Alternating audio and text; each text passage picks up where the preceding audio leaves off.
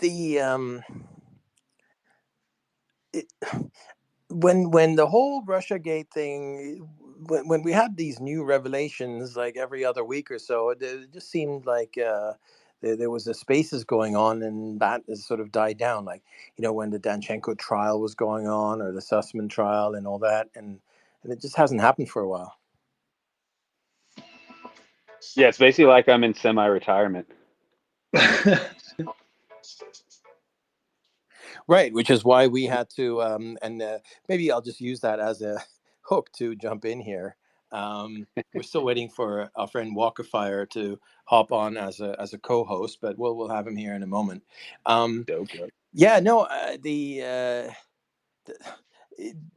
you kind of get right to the point, which is you're in semi-retirement because we solved the puzzle, and so the today's spaces is really there to kind of discuss what we did, and memorializing what we did, and that's in essence what my new book, Swiftboating America, is really about. So it tells the entire story of the Russiagate hoax, kind of from start to finish, or at least from start to, well, I guess it will never finish, but from As start far as we to got.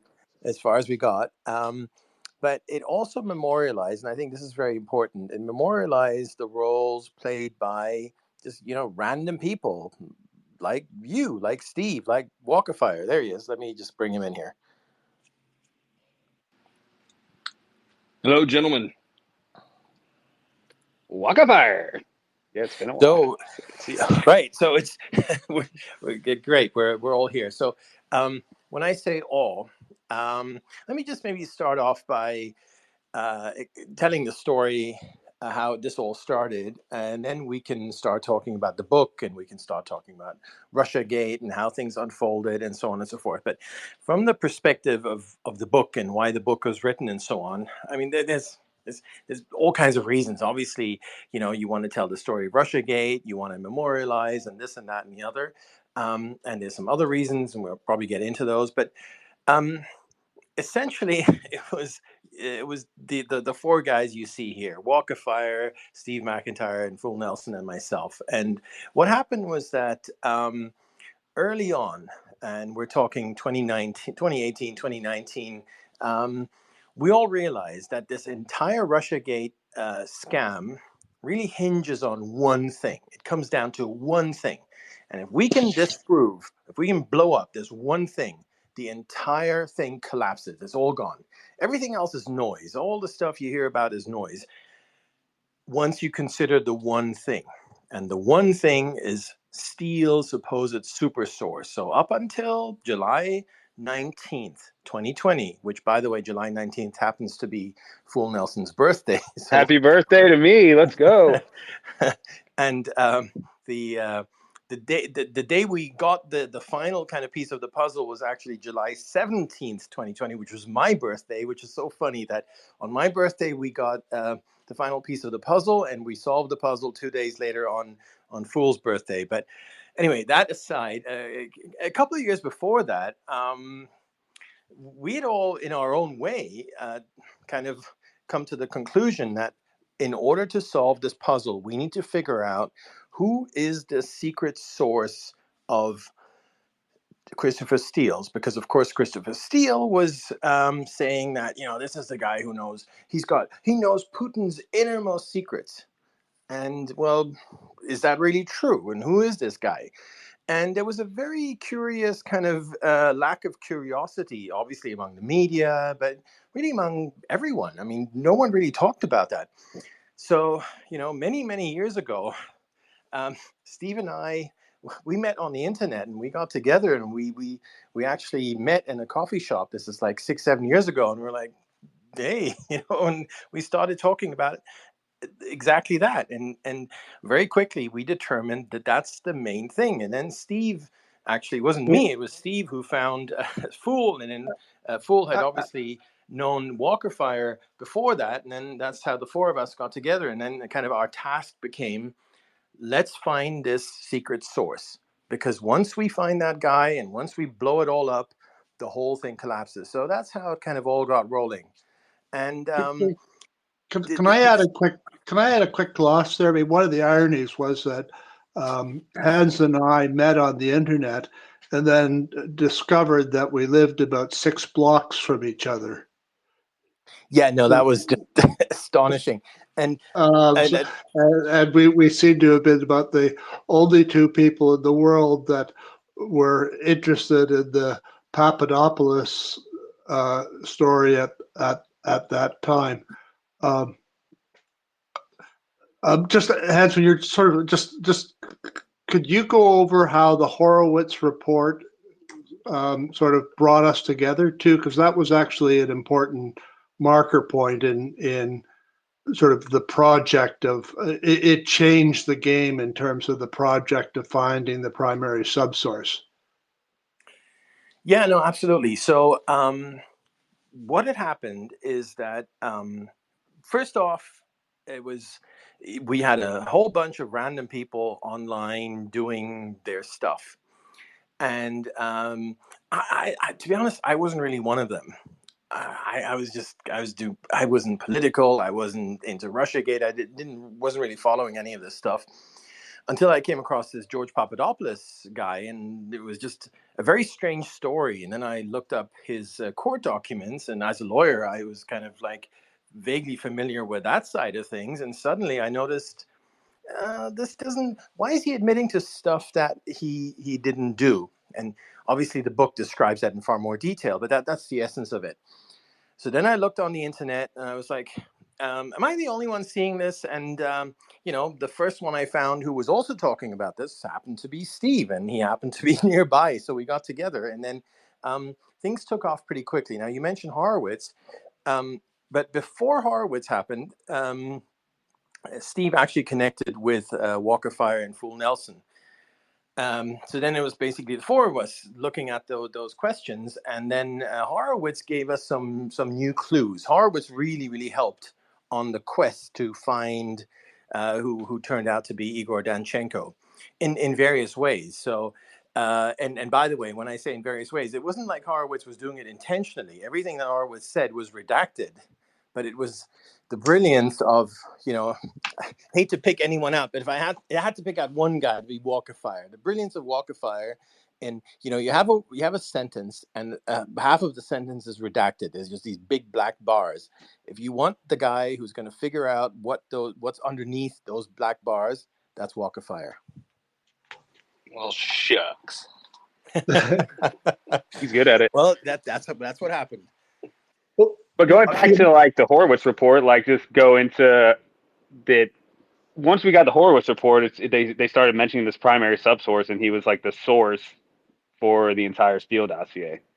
And I feel like that was our like sort of our task to figure out who the hell that guy was, because clearly the lies were coming from somewhere, and it was coming from that guy. Okay, my take on the important why I thought Horowitz was decisive is that it gave details which made thinking about who the primary source was a solvable or potentially solvable problem. I mean, prior to that, all we knew was that it was some guy who was collecting stuff for Steele in Eastern Europe, and probably living overseas and impossible to find. And Horowitz showed that the primary subsource had been interviewed 3 times by the FBI, apparently in the Washington field office, so that right away, it looked that rather than the guy being Russian-based, he was living in Northern Virginia. And at that time, Walker figured out that one of the redacted words was Russian-based, and that phrase had been redacted, and it was also redacted in the Carter Page stuff. So that Horowitz also said that I guess that the primary subsource had only talked to Millian once, or only talked to an anonymous person once. So right away, the whole Horowitz turned the thing on its head Yeah, and no, made let me it a just practical problem. And then Hans had the idea of saying, well, Steele probably knows the primary subsource from some prior life, and maybe we can find the subsource in Steele's sort of people that knew Steele. let me just stop you there, because let's talk about the Russian base, because in a way, and this is also described in the book how exactly that unfolded, but let's just retell that story here, because it's, in a way, it was probably the most crucial discovery of all. And just to show you how brilliant the stuff that Walker Fire in particular does, but of course Steve and Full Nelson as well. Um, you're cross-referencing here. You're not just looking at Horowitz and his report and all the black lines where stuff is crossed out, but you're trying to figure out, where have I seen those words before? And by those words, I mean the ones that have not been redacted. And Walkerfire figured out, oh, this looks a bit similar to what I saw in the redacted version of the Carter Page warrant. And sort of slowly, you kind of inch your way towards that. And anyway, long story short is that Walkerfire figured out that this guy, Igor whom we later would find out is Igor Danchenko, was not Russian based. And so this had a lot of permutations, that whole story about this brings in Kleinsmith, who lied about that, and on. There's lots and lots of parts to that story. But the mere fact that the main source, the guy who apparently knew all this stuff, Putin's innermost secrets, wasn't even based in Russia, that he was based in DC, was such a huge clue that I think that in and of itself was probably the biggest one we had along the way.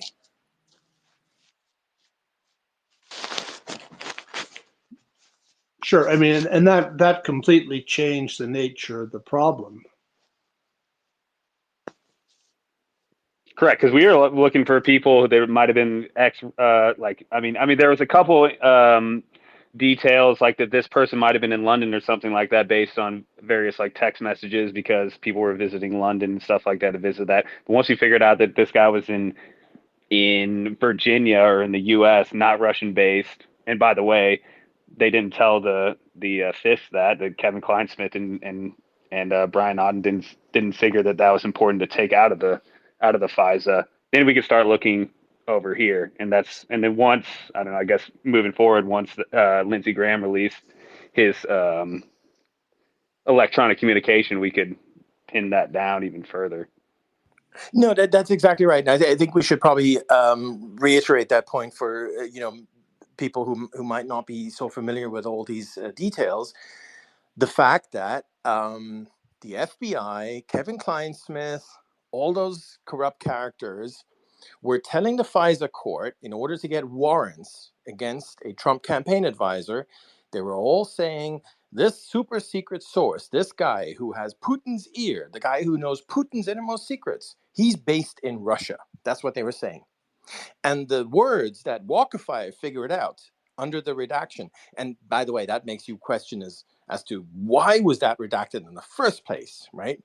That's a huge issue there. Anyway, the redaction that Walkerfire figured out is that it said not based in Russia, the exact opposite of what all these corrupt FBI characters were telling the FISA court. Yeah,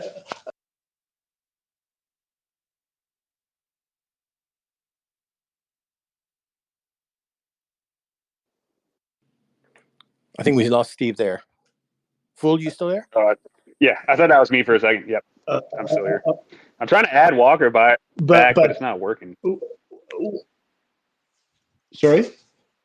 I said I'm trying to add Walkerfire back as a speaker, but it's not working for whatever reason. Okay. Yeah. The parallel to the FISA was the predication of the investigation of Crossfire itself and to Trump. And all the allegations that were in the FISA are also contained in FBI memoranda that were used to continue the Crossfire Hurricane investigation and were used by the FBI to brief the DOJ and congressional leadership. And Hans in the book mentions the March 2017 briefing by the FBI, which was part of Comey's operation to take Crossfire Hurricane public and to institutionalize the damage that the Steele dossier was causing to undermine the Trump administration. But those FBI, the FBI endorsement of the dossier was, in my opinion, far more serious than the FISA applications, which didn't turn up anything in the end. But the FBI predication was used to brief Congress, congressional leadership, and became the predicate for the Mueller investigation. And one of all the while, the FBI was concealing that Danchenko had revealed that there was nothing there. No, I think that's exactly right. But the whole thing is extraordinary. It is, but I think it's important to distinguish two things here. So on the one hand, you had the Carter Page FISA, and a lot has been made of that. In a way, most of the early Russiagate research and most of the coverage, which of course was really limited back in the day to Fox News, and that was it. Fox News plus Twitter discussions, and that was it, was really focused on the Carter Page FISA. And I think Steve is actually absolutely right to say that the Carter Page FISA was a huge nothing burger in the sense that nothing was turned up. Now, that's not to say that, Carter Page's civil liberties were hugely infringed. I mean, it's just unreal. Imagine having your entire life spied on by the federal government. They have access to everything. They have access to every email you ever wrote, every website you ever went to. Like, everything was covered. And on top of that, they went to his home when he wasn't there, and they turned everything over without him, obviously without him knowing. And it's just absolutely horrible what they did to that guy. But Steve is right. That never turned anything up. But nonetheless, that is, of course, an important part of the story, because that's what energized both those of us who said something is wrong here. It was kind of almost an impetus to sort of start asking questions.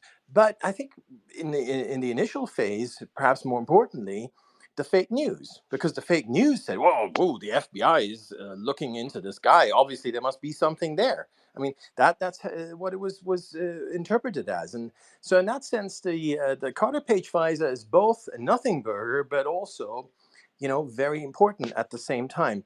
But of course, Steve is right that things, by focusing too much on the Carter Page FISA, we kind of lose sight of the fact that in very short order, especially after Trump was elected. So I think this is another very important point.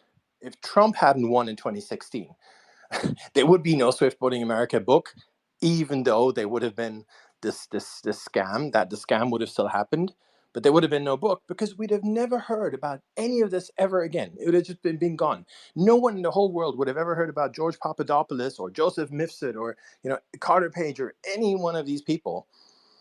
Everyone would have just moved on. But what happened instead, and this is why the Carter Page FISA in the end is just sort of a side note, is the fact that the federal government, in particular certain agencies of the federal government, seized the Clinton campaign's project or smear campaign against Trump and weaponized it. They used the power of federal government to go after Trump based on the same lies that had been invented by the Clinton campaign. And I think that's one of the most important aspects of all of this, and also one of the most frustrating, because that is exactly what John Durham was tasked with basically exposing and going after the people who did that. And the people who did that are Peter Strzok, James Comey, Andrew McCabe, all those names we've heard before, John Brennan, and so on. And he did nothing of the sort. Instead, he went after some bit players.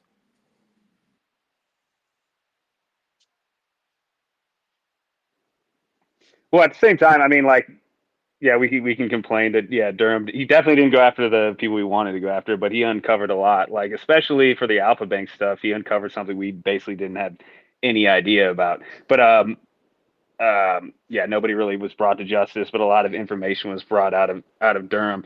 But I guess before we like really get into it, I just want to get back like to the basic of actually like talking about the book like at a bird's eye view. And I just want to say like it is like I've been calling it like the Russiagate Bible for a while on Twitter since like it came out, and it's like amazing. There's footnotes to every single thing. The citations are incredible, and just reading through it like you don't.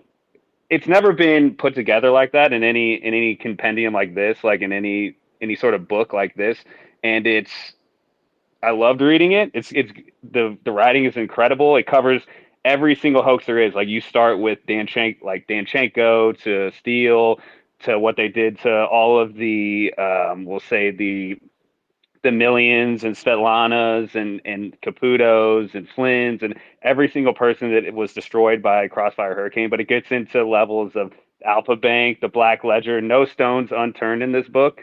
And for me, it was absolutely infuriating to read. It was hard to read. Like, it's a great written book, but it's very hard to read for me because it's absolutely infuriating how big the hoax was from the Clinton campaign to these outside private people like the Joffes and then obviously getting fed into the FBI. And it's incredible. I just wanted to start there. The book is incredible. Just all the information's there. You probably don't need anything else. And all the stuff that we did, like as outside players that weren't even involved, like the stories written in there and how it's uncovered and stuff like that, especially like with all the stuff Wildfire did and Steve did. And I also want to shout out to I got my start like with how to meet Walk of Fires through like Jeff Carlson. We call it the corner, but he was one of the primary people who got us all together and we were just talking, that's how I saw Steve originally. That's how I met Walk of Fire. But then we all came together like around the Horowitz report or maybe a little before that with like the Charamella days. But I just wanted to say like first, off, like just at a bird's eye view, this book is incredible. If you want all the information, like I gave it to my parents. I'm also like coming down with like a cold or something, so uh, I don't really have the energy right now it's probably from waiting in line to vote for like an hour today, but not feeling that great. But I just want to say, like at a bird's eye view, this book is incredible. If you want all the information, it's all there. Like my dad was reading, he's like, this is incredible. But I just wanted to say that. Well, thanks for saying it. How far? Steve, sorry. That's a great review. That's a great review, and I endorse. I agree totally. And by the way, Steve came down with COVID for the first time in, was it 4? Well, ever since it started. So hope you get better soon, Steve, and hope it's nothing big. If I ever do another book, it's going to be along similar lines. And this is just, I'm totally digressing here, but I just, given that you've just got it, you know that the COVID origin puzzle was solved in a very, very similar way to how the Russiagate puzzle was solved, namely by a bunch of random people on Twitter. So anyway, if I ever do another book, which is an academic, by the way, I've only ever done academic books before, so this is the first time I kind of did something which isn't, for students. It'll be that how a bunch of random people solved the COVID puzzle. But coming back to the to Swiftboating America, obviously we've talked about Danchenko, finding Danchenko. That's essentially the first chapter, the first kind of big topic. Fool mentioned other people, and I think let's just go through them in turn and discuss them a bit here. My kind of one of my biggest, just sad stories about this is really the story of Sergei Milian. And there's a whole chapter on him in the book. And obviously he features all over the book, but there's a dedicated chapter as well, because his story is just so incredibly important, but also incredibly sad. So Sergei by the way, there's a huge parallel and if anyone ever, I'm not going to write this book, but if anyone ever wants to write a book about a juxtaposition, it would be Igor Danchenko, the fraudulent dossier source, versus Sergei Milian, the victim of the dossier. These two guys are the same age, and they both came out of the former Soviet Union, and they both emigrated to the US. And they both, by the way, I just heard that Danchenko became an American citizen recently, which I fell off my chair because apparently that happened after all this stuff, after everything we're talking about here. But leaving that aside, that's it was an article recently that said he was an American now, so I just couldn't believe that. But anyway, Sergei is sort of the antithesis of Igor Danchenko. He came to America. He built a company. He built. He created jobs. He did amazing things, and they targeted him simply because he had a Russian-sounding name. He's not Russian, by the way. He's from Belarus, and he had a Russian-sounding name. And he had. This is the key. He had once sold Trump apartments in Fort Lauderdale. That was the key. So you had a guy who sounded Russian, who had sold apartments of Trump apartments, and you just targeted him, and that's what they did. And they said he's the source. So Steele and Danchenko and all these people, the Clinton campaign, were claiming that Sergei was the source for pretty much everything. He was the source for the long-standing collusion between Trump and Putin, and he was literally everything that you find in a dossier. They all said this is all Sergei. And in life you usually come across these hoaxes where there's kind of a kernel of truth, something, and then they just invent the rest. And this is one of those sad stories where everything was made up. Sergei had nothing to do with any of these things. He had nothing. It was just just imagine yourself. You're just somewhere, you're doing your thing, you're living your life, and suddenly they pin all this crap on you. So, they really tried to ruin this life. And I got to say that, I got to know Sergei a bit over the past, for instance, while writing the book, I was reaching out to him, and he was very kind and sharing stuff and so on. And anyway, he's a really, really lovely guy. They couldn't have found a nicer guy to victimize, which kind of makes me very, very angry. Anyway, before I move on to other people that they victimized and so on, maybe you guys want to pitch in on Sergei.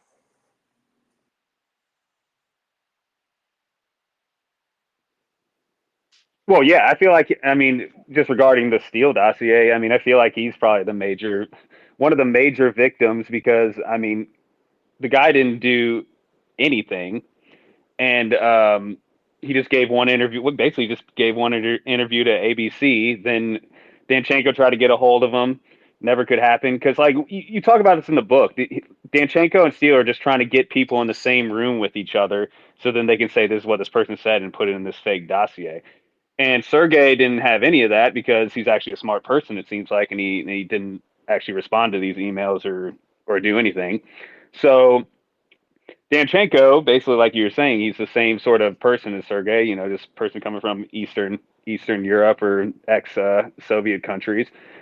And then it comes out, so you get into this book, like, in January when Danchenko is getting interviewed, he just basically blames everything on Sergei on this one fake phone call that they can never determine it actually happened because it didn't happen. Maybe on an app, that's why he got off.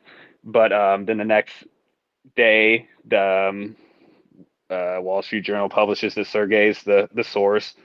We're one of Steele's source for the Steele dossier. They blame everything on him. He has to leave the country, potentially gets poisoned, and he basically hasn't come back again. But talk about a lot of these. Some of these people could. There's so many victims in Russiagate, but that has to be one of the worst because he built up this life here and he can never get it back. Which is same with Svetlana, but Sergei was blamed for a lot more than her probably. Absolutely, and he's a good guy. He's just like a great guy. Like from my interactions, he has a great sense of humor and stuff like that. But yeah, Sergei is an absolutely fantastic guy. He is just the gentlest, nicest soul you'd ever wish to meet. Is just really, really nice. And as you say, he built something up, and just in let's talk about the details of it. He built up a real estate business.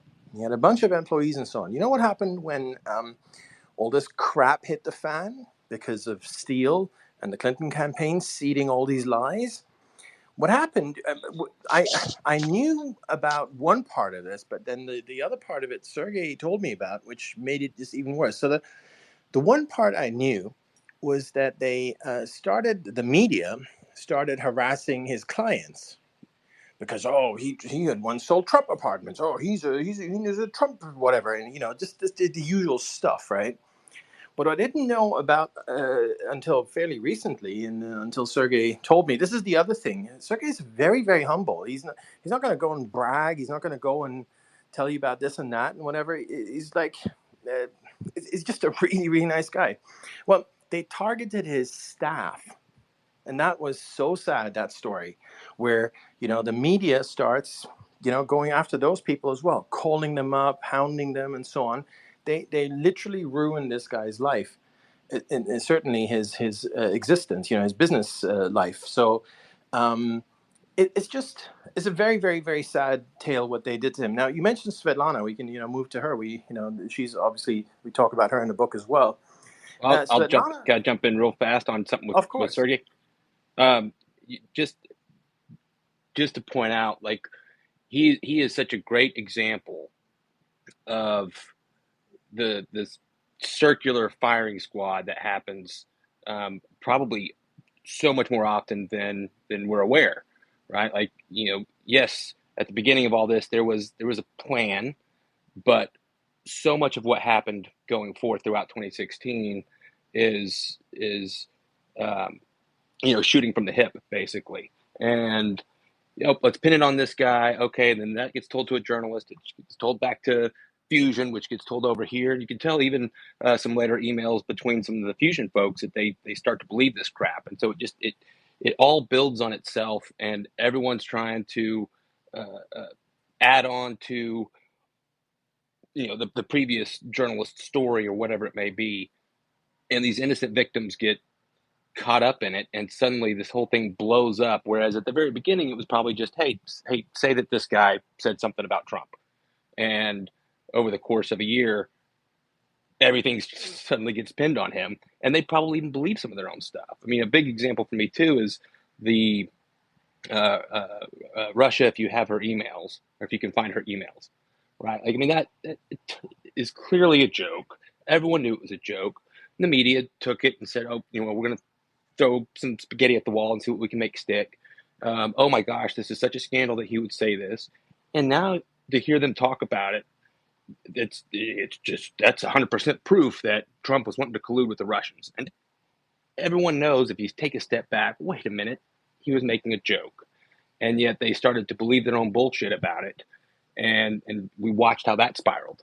And so, bringing it back to Million, of the poor guy is just there to as a placeholder for them at the beginning, and we see how it got just totally blown out of proportion with so many of the other victims as well. And again, and how often does this happen in what we read day to day in the news? How much of it is just bullshit on top of bullshit that's been thrown out, without any second thought as to how this is going to affect them in their lives. Now, I think Let's also not forget that he was a FBI CHS as well. So he was working for our government, and then they're like, all right, this guy's a bad guy now. Which actually, I mean, now I can't really trust any FBI CHS that has been working with, because I mean, obviously Danchenko and who else, who knows who else, other ridiculous people have been made CHSs once they need to cover the FBI needs to cover their ass, because that's what they do with Danchenko.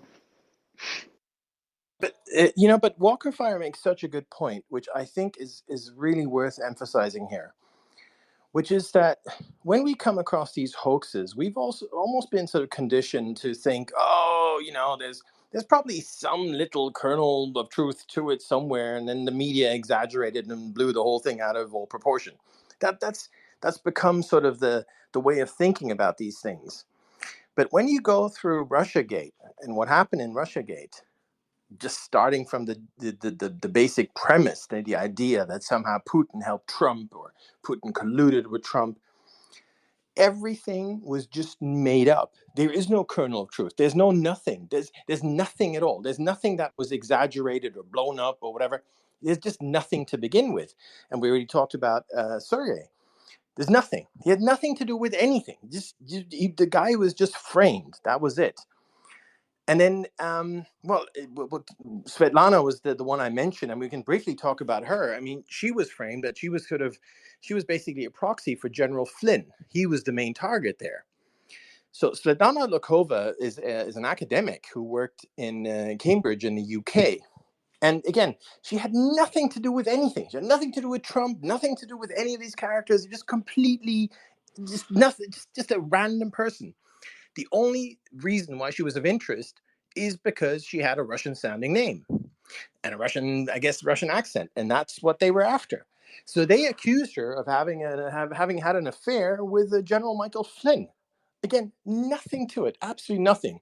And when we talk about General Flynn, it's the same story again. General Flynn has gone through hell because of these people. And again, just the way we've been conditioned about these hoaxes, and by us, I mean kind of people who actually know that there are these hoaxes and know how these things play out.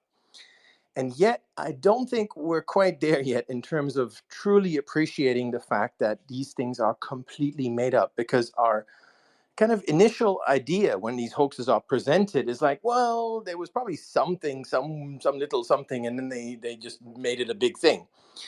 And again and again, and as you go through the book, there's a theme of the book, you'll find that all these hoaxes were based on nothing. There was nothing. And General Flynn, of course, is another example of that. He was accused of Well, and you can see colluding. the same thing in that Atlantic article today. I don't think there was a kernel of truth in that at all. Well, tell us more about that for those who haven't read it. Oh, just about Trump he said something. I haven't even read the whole piece because it just made me so mad. But he was offering to help this family whose daughter was a veteran, and she was murdered at one of the bases. And he said, we'll pay for the funeral, and we're going to take care of you. And then they sent a invoice for the funeral, and Trump was like, "That's too much money. How dare they? Blah blah blah." And the whole thing is just, we've watched Trump now for 8-9 years. We know that that's not what he thinks and how he acts and what he says. And for someone to think that that's actually what he may have said, even though no one's verifying it, everyone is refuting it and saying he never said that. The same, just like the Suckers and Losers piece, 4 years ago.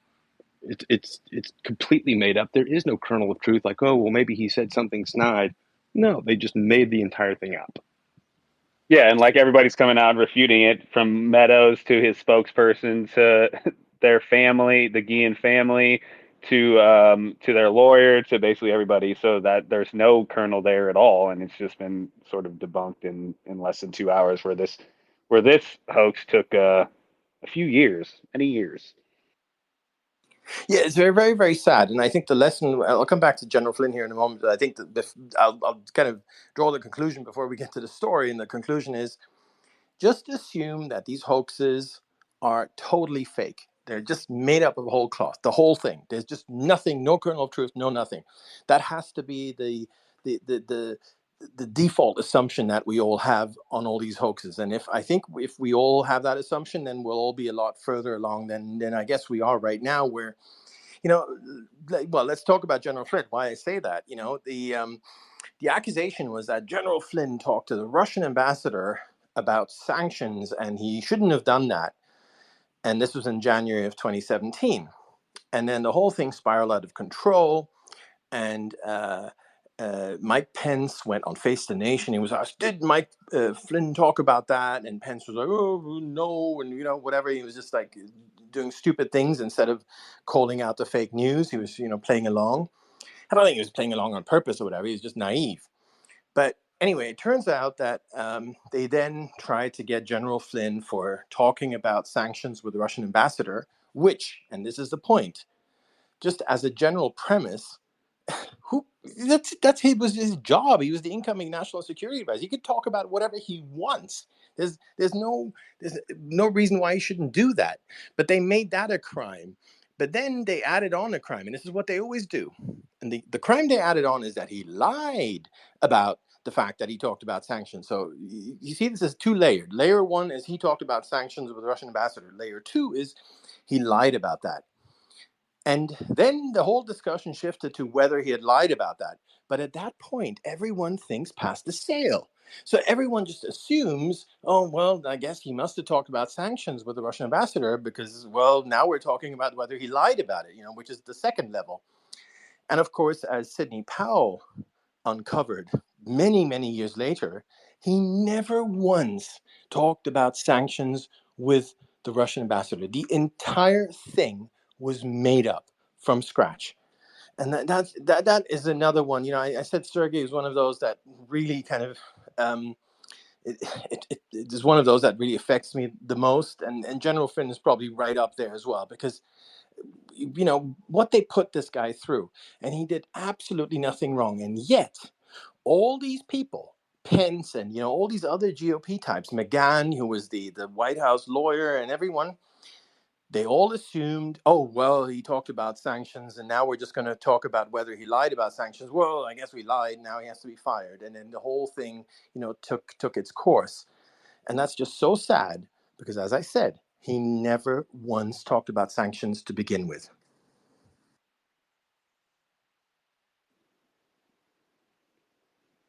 Yep, and I mean the same thing with Paul Manafort. They just basically started an investigation just so they could. I mean, the investigation was closed apparently like in 2014, and they then for whatever reason, just because he was connected to Yanukovych, and obviously they hated Ukraine or they hated Russia, so they wanted to tie Manafort to that. Which I guess coincidentally they started that investigation like on January 12th, 2017, or when it was.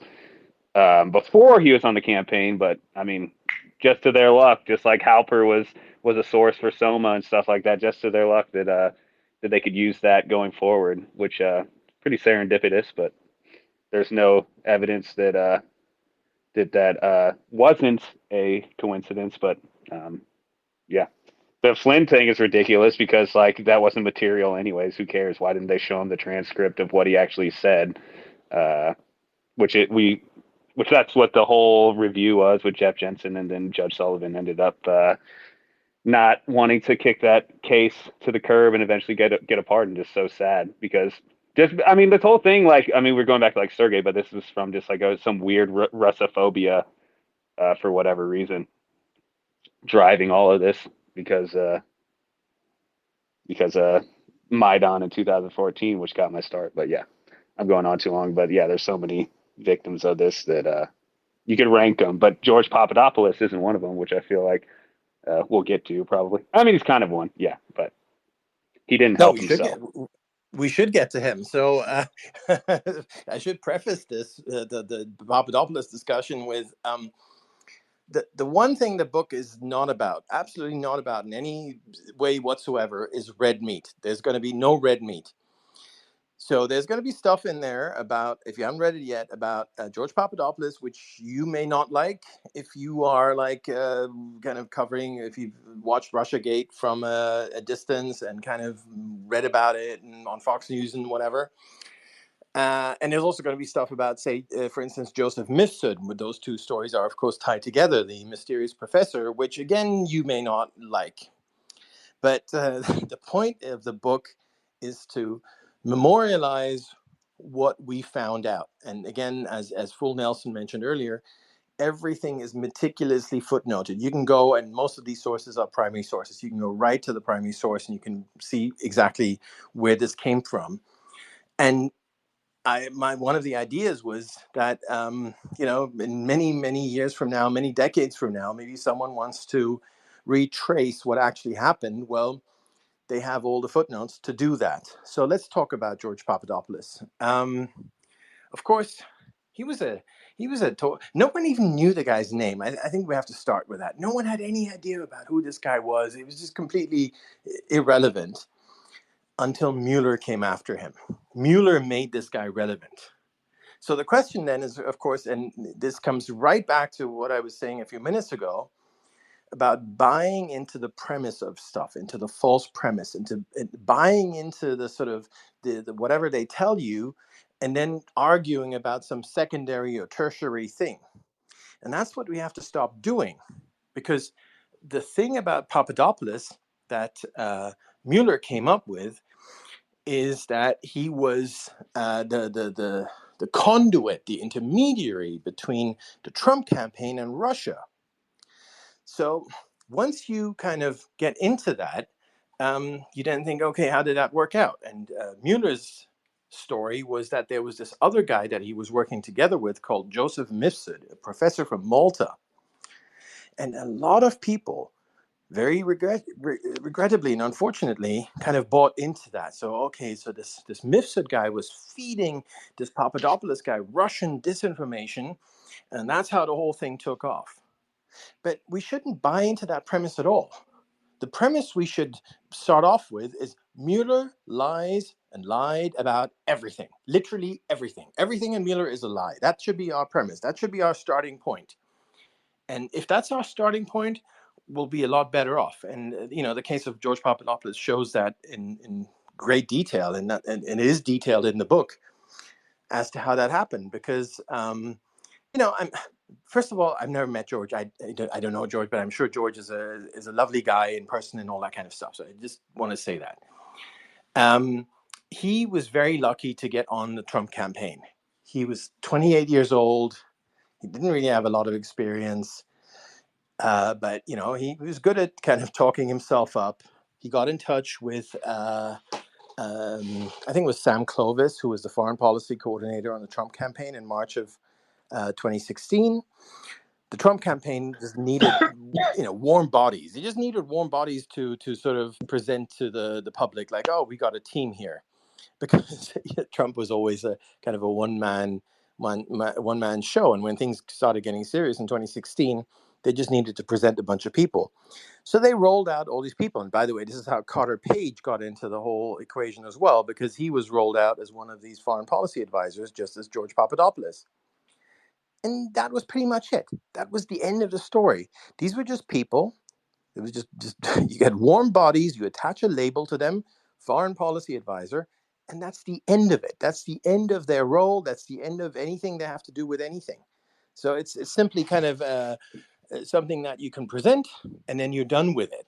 And then the real work gets done on basically by Trump and maybe a few others. And George kept pushing that boundary, because George kept sort of taking the label very seriously. Like, I'm a foreign policy advisor, so I'm going to go out there in the world now and talk to all kinds of people and present myself as a Trump advisor.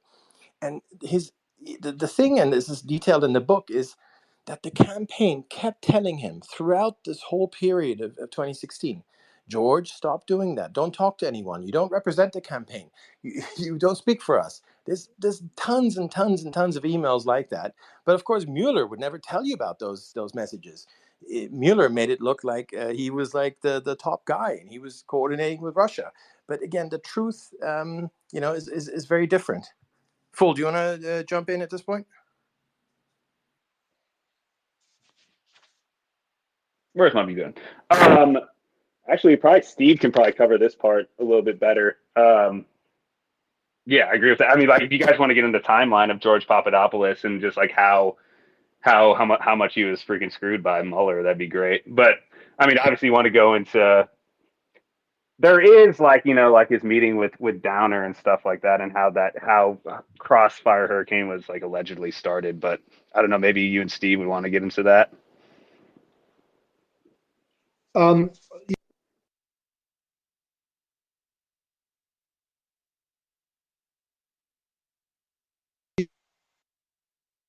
With one fixed date. The DNC emails were hacked on May 23rd and May 25th. These dates only appear in sort of our corner of Twitter. They were not reported in any of the official reports. I mean, usually when there's a crime, you know when it happened. CrowdStrike tried to make everybody think that they were hacked in April. Adam Schiff and Sean Henry testified. He led the House people to think that they'd been hacked in April before CrowdStrike arrived on the scene. And that was good for the Democrat theory because if they were hacked in April, that gave time for Mifsud to tell Papadopoulos about the DNC emails being hacked when he supposedly met with Papadopoulos on April the 26th, so that when Papadopoulos then talked to Erica Thompson, the Australian diplomat, on May the 6th, and then later with Downer on May the 10th, and talked about whatever he talked about, he theoretically could have known about the DNC emails being hacked. The problem with that was that at the time that Papadopoulos was talking to the Australians, the DNC emails hadn't been hacked. That's provable from the metadata at WikiLeaks. It's one of the very few solid facts in the whole story. And yet Strzok clearly believed that because I think that the original CrowdStrike report led the people in those early days to think that it had been hacked in April. So they got their chronologies all wrong, and they read more into, they didn't realize that foreknowledge by Papadopoulos on May the 6th or 10th was impossible. Papadopoulos on May the 6th was out with Erica Thompson. She then wrote a cable back to Australia where she talked about the suggestion of a suggestion where the Russians were offering to assist. One of the few things that Durham actually turned up was that Papadopoulos didn't say that. The Russian offer to assist was Erica's interpretation of what Papadopoulos was talking about. So, and Papadopoulos is a very conspiratorial person who was undoubtedly building himself up. He tried to pretend that he knew things, but at that point he had no knowledge of it. It was impossible. He had not received a Russian offer to assist, so there's no way that he told Erica that he had. And although she wrote that suggestion of a suggestion, that doesn't appear to have, when Durham re-examined her, both she and Downer walked back from that phrase. Needless to say, none of this is in Mueller. And Mueller appears, according to Zebley's book, placed a lot of weight on the Papadopoulos story. So it was Papadopoulos knew nothing. He was, to what extent he was talking about anything, he was talking about what Andrew Napolitano was talking about, rumors that the Russians had Hillary's emails. He knew nothing about the DNC hack, which hadn't occurred. So, like everything else, the starting point with Papadopoulos was imaginary. Now, Papadopoulos himself then layers confusion on confusion because he argued that he'd been set up by people, but that whole line of argument, in my opinion, is ridiculous. I mean, Papadopoulos wasn't set up. He was a big talker. He said, but everybody, the problem came with what the FBI interpreted the Australian information. At one point there, I mean, to this day, we've never seen the 302 for the original interview with the Australians, and who knows what that says. And we've never seen the 302 for the January interview with Papadopoulos, where he supposedly lied. So there remain many missing documents. Yeah, no, that's right. But I think the main point to take out of that, which you very eloquently presented, is the fact that when Papadopoulos met the Australians, the emails hadn't been hacked yet. So that, in and of itself, leave everything else aside. Forget about all the 302s which haven't been released and all the stuff that's been concealed and so on and so forth. Just that one fact should tell you that he was not set up. It's the reverse. He was used as a kind of a patsy retrospectively. They needed this guy. They needed Papadopoulos to legitimize the Crossfire Hurricane investigation retrospectively. It had nothing to do with what happened at the time. It had nothing to do with whom he talked about or him being set up at the time. No one in the whole world cared about this guy in May of 2016. Literally no one cared about him. This is all reconstructed after the event in order to make the Crossfire Hurricane investigation look legitimate. Now, the FBI, especially with people like Peter Strzok in charge, didn't do a good job of it. They totally messed it up in various ways. For instance, with the dates just don't align. Everything is a huge mess. Mueller was then called upon in 2017 to try and fix that. And I think this is one of the parts of the Mueller investigation which is hugely kind of underestimated, understated. The fact that the main reason why there was a Mueller investigation in the first place, of course, it was to try and get Trump impeached or try and get him removed from office or trying to get him resigned or whatever. But other than that, just technically speaking, it was to legitimize the fraudulent Crossfire Hurricane investigation. On a technical level, that was what this whole thing was about. And I talk about this very extensively in the book. There's pretty much a whole chapter on exactly how this went down in terms of Papadopoulos. The fact that they made Papadopoulos the centerpiece of that story. That this supposed information that Papadopoulos got from Mifsud was the trigger, and therefore the investigation was properly started, and everything was super legitimate, and everything was great. That's what Mueller tries to do in his report.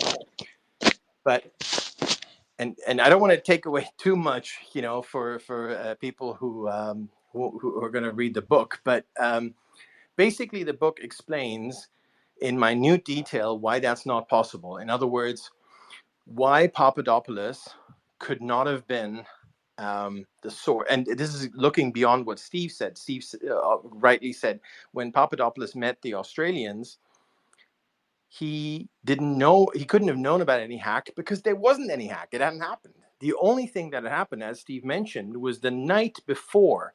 In fact, it was both nights before. This is a very weird, but kind of there are no coincidences kind of thing. Steve mentioned that Papadopoulos met the Australians twice, both on May 6th and May 10th, 2016. Well, on both occasions, the very night before those meetings, Fox News was reporting exactly what Papadopoulos was telling the Australians, namely that Putin had Hillary's emails. And of course, we're all talking about the yoga emails, Chelsea's wedding emails. We're not talking about the DNC because, again, the DNC hadn't even been hacked at that point. So the book goes further than that. I mean, that's a pretty obvious point. The book goes further. The book goes into, well, could this guy Mifsud have actually told Papadopoulos anything about those emails which hadn't been hacked yet? Now, you could contrive some kind of reason about how Mifsud maybe had been roped in by the Russians and he had been given some advance information and so on, as totally didn't happen, totally ridiculous. But let's just assume that's the case. Well, the book shows that even that is not possible, because just to sum it up here again, I don't want to say too much, but when Mueller says that Mifsud met Papadopoulos to say this stuff, to pass on this information from the Russians, well, that day those two guys couldn't have met. The day is just excluded. It couldn't have been that day. So Mueller just made it up. He literally just made it up.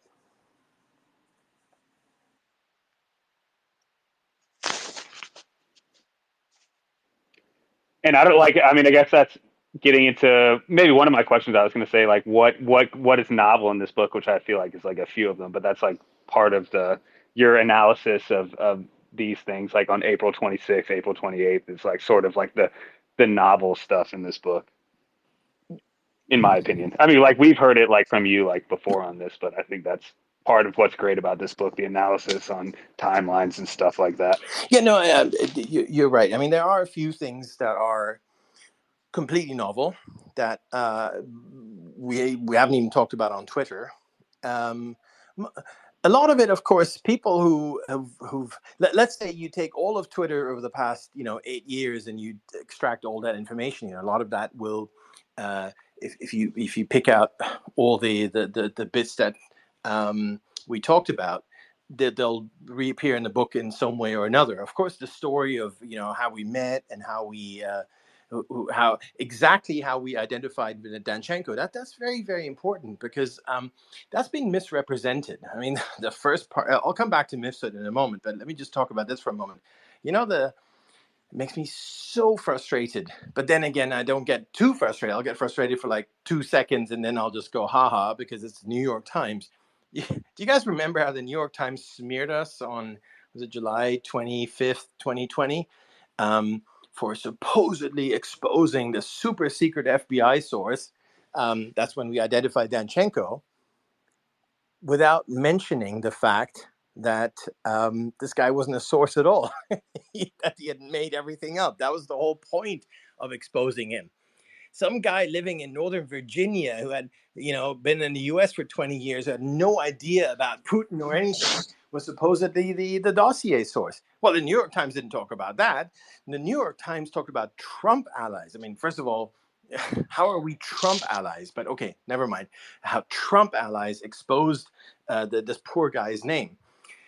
The other thing that's very frustrating about that is that New York Times, many other, Rolling Stones most recently, another one that did the same kind of story, where they make it appear as if Lindsey Graham, he was the one who released the highly redacted document from which we eventually figured out who Danchenko was. But and of course Bill Barr, they blame them. So they blame Lindsey Graham, blame Lindsey Graham. That in and of itself is laughable. But anyway, they blame those two guys for giving us the roadmap to unearthing Danchenko. And if you read the book, and if you read, and it details exactly how it happened, if you read that, you will understand that unless people like Walker Fire and Fool Nelson and Steve McIntyre had been involved, no one to this day would know who this guy is. And of course, there's another guy whom we haven't mentioned yet here. It was, well, we don't know his real name, but it's all explained in the book. But he's an anonymous guy who kind of came in late and put the pieces of the puzzle together. And anyway, without the contributions in terms of figuring out each piece of the puzzle, and again, all of those steps of the way are detailed in the book, no one would know who Danchenko is. So the idea that Lindsey Graham somehow gave us the roadmap to identifying Danchenko is absolutely ridiculous. So, but I wanted to come back to what you said about Mifsud and Papadopoulos. So in terms of, of course, you're right that with those two, that whole interaction was used as a pretense by Mueller to try and justify Crossfire Hurricane. Now, I said I didn't want to get into the details too much, but essentially it boils down to this. You mentioned April 26th. Mueller says on April 26th, Mifsud told Papadopoulos about these hacked emails and that Russia would use these emails to help Trump. That's the official narrative. That's the Mueller narrative. So one way to approach this, and I think this is again coming back to the kind of the main theme that we've been talking about over and over, where we accept the false premise too easily. So we then accept this premise and then we start arguing around the margins. And so my approach to this was, and you're right, this is a completely new part of the story that's in the book and that hasn't been reported anywhere else so far, is, well, let's not accept that premise. Let's not accept the premise that, and here's the thing, Papadopoulos and Mifsud even met on April 26th. How about we assume they did not meet?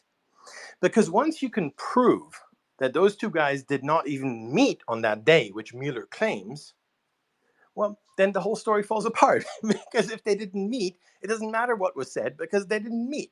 It was all made up. It's all a big lie. And so in the book, I prove that those two guys, Papadopoulos and Mifsud, never ever met on April 26th.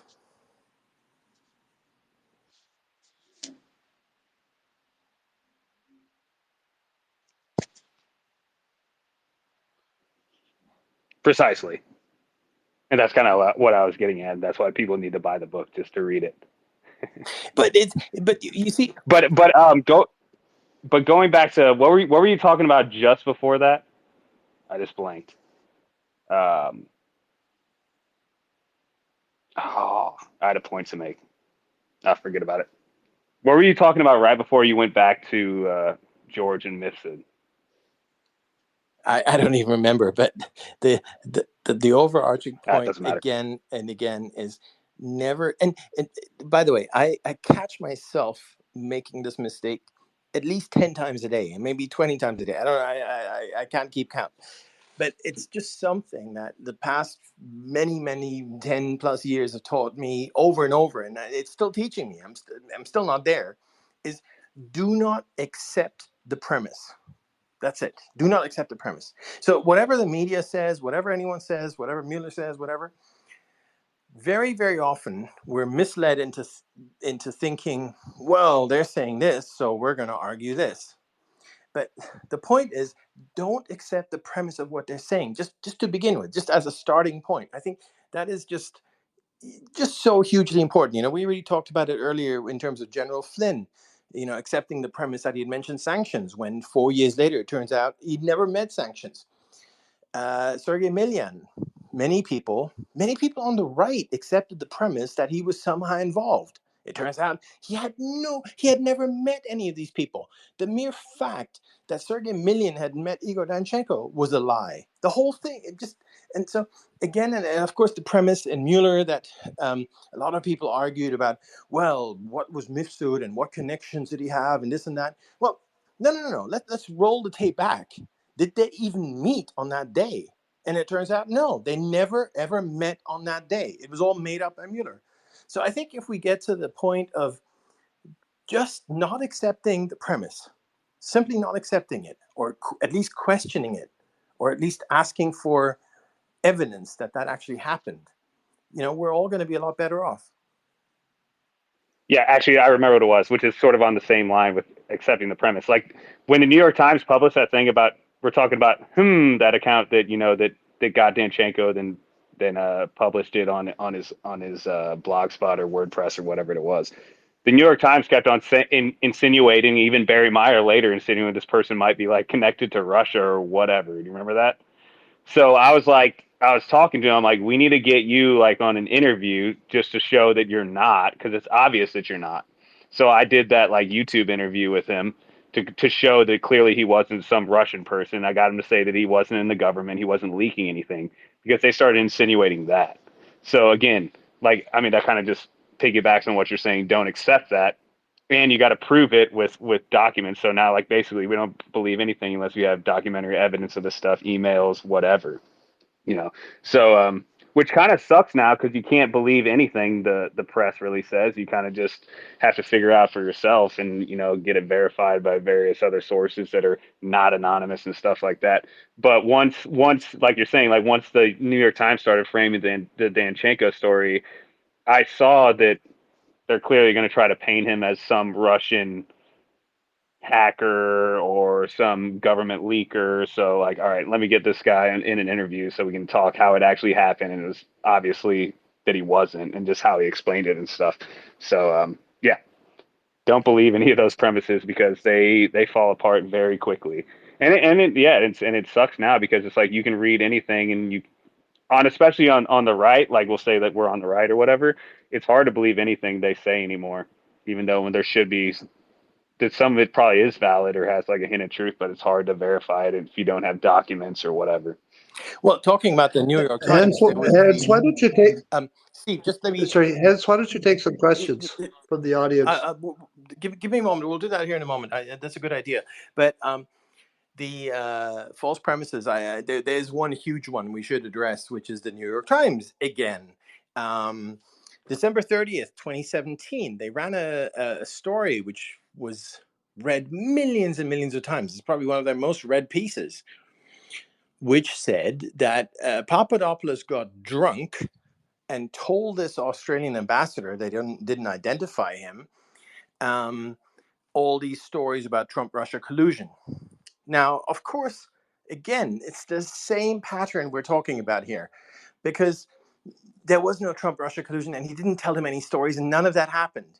But you know what? The part of the story that got stuck with people in their heads, and then that created all kinds of problems on its own because people didn't question the premise. And I'm not blaming people. It's just unfortunately we've been conditioned. even all of us, as I mentioned earlier, I kind of catch myself every single day accepting some false premise.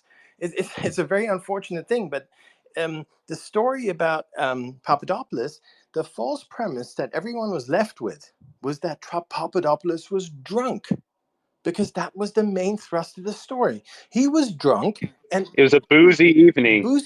That was the headline. And then it kept talking about how he was drunk, and then he told the Australian ambassador all these secrets. And then everyone's arguing about what he told the Australian ambassador, while everyone at the same time accepts that he was drunk. Well, if you look at the details of the story, I've analyzed the emails. They met at 6 p.m. in London in the Kensington Wine Bar, and a half hour later it was over. And by the account of both of the men who were there, Papadopoulos and Downer, they had exactly one drink and left, because it was kind of a pre-dinner thing. No one was drunk. Nothing like that had happened.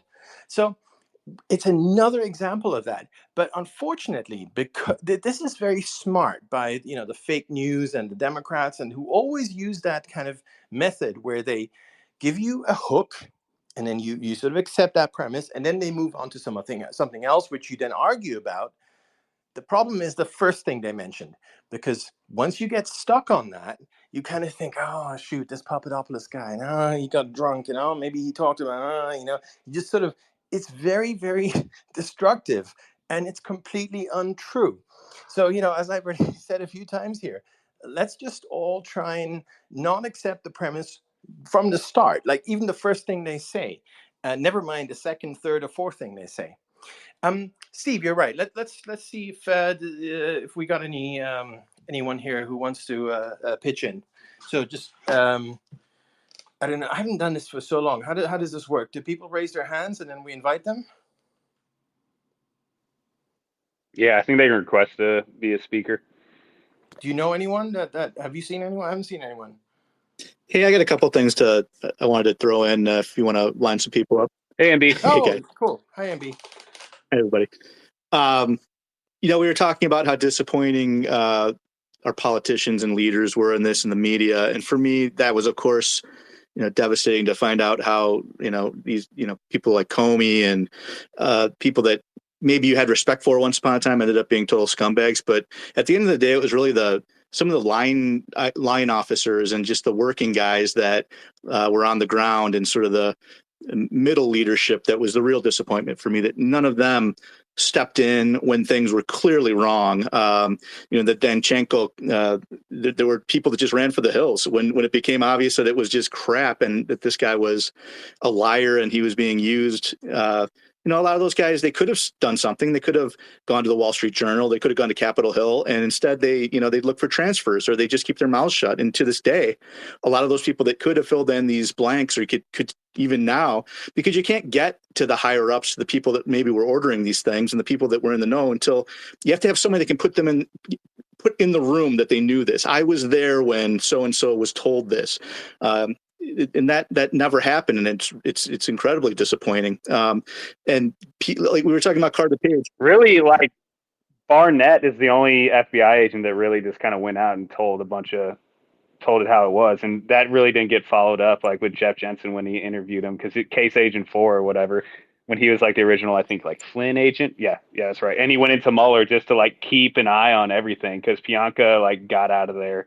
Otten stayed around, but he's an idiot. But Barnett's really the only person that I can think of that actually was like, something's going on here. But yeah, go ahead. That's just devastating, the credibility of the FBI with, especially with conservatives, that they were one of the few institutions that I think were still respected, and now that respect is really completely gone for a lot of people. And then I look at Carter Page, and he put his life on the line. He was working with the FBI and DOJ. He would have been a witness against some Russian spies in an oligarch case, and they had him lined up to testify. He didn't end up having to, but he had connections. He had people that knew who he was and that he was helping the government, and those people never helped him. They never came forward and said, wait a minute, this guy did work for us. Where was his CIA contacts? That if he was reporting to the CIA, there were people that knew his name, and I assume he reached out to those people. That's a question I've always had. I wish I could just for 2 seconds ask him that question. Did you reach out, and what did they say to you?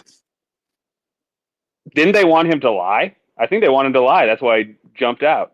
Yeah, I'd never heard him address that, but I think I mean, Walkenfire, you might remember this, or Steve. I think the U.S. attorney, what's his name? I think they want him to lie, and he's like, I'm not going to do it. And then he just wasn't going to be a witness for it. It's probably smart. The guy, if I remember correctly. It's been a while since I looked at it, but basically they talked about a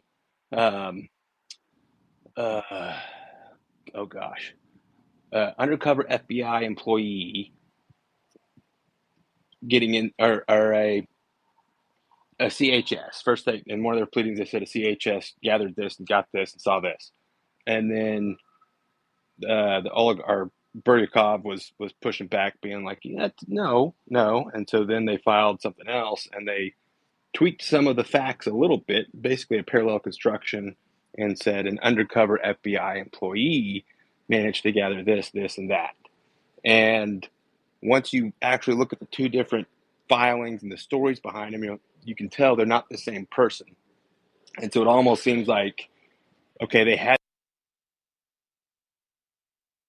cover FBI employee, but if we can get Carter Page to testify and sees that CHS, then we can help cover our tracks.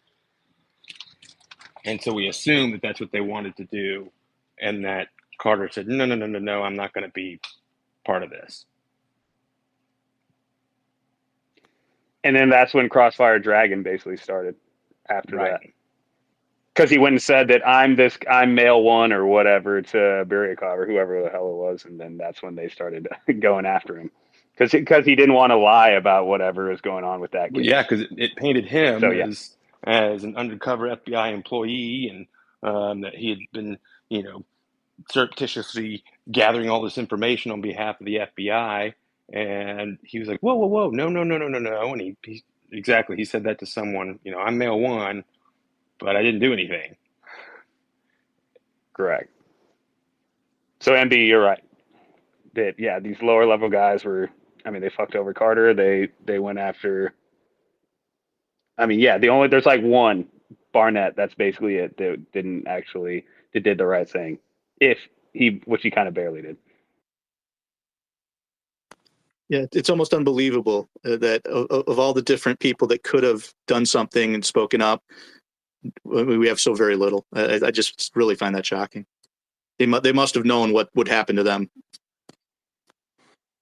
That's one of the main themes of what happened at the FBI. I mean, I'm just specifying one particular agency here, but that's the one that struck me the most. I mean, it happens everywhere, unfortunately. But the FBI must have the worst toxic kind of workplace culture that you could ever imagine, because you had all this corruption going on, while at the same time the people who work there knew about the corruption, and none of them dared to come forward. And we haven't talked about I'll turn it back to questions here in a moment, but just because we haven't talked about the Alpha Bank hoax yet. There was an FBI analyst who immediately, and by immediately I mean within seconds or minutes, figured out that this whole idea that Trump had a secret communications channel with Putin through Russia's Alpha Bank was a total hoax. The data just bore that out. It was just absolute hoax. That the whole thing was completely made up, and all the kind of details and so on are described in the book. But what is so sad when you think about it is that it took years and years and years for this guy to come forward. And this guy wasn't alone. He had a team. None of these people spoke up because of that toxic culture at the FBI. And the only reason why they spoke up at all was because they were called as witnesses in one of the John Durham trials. Anyway, let me turn it back to, again, I don't really remember how Spaces works, but I think if you want to ask a question, you raise your hand or whatever, and then I'm supposed to invite you in. So anyway, if that's how it works, please go ahead and ask your question, or at least raise your hand.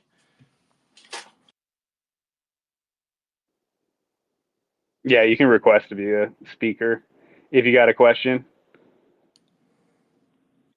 If anyone does. We got one. Ghost of Nathan Hale. Got a few of them. Oh, Schmagagi. Oh, let's go with Ghost first. Ghost, go ahead.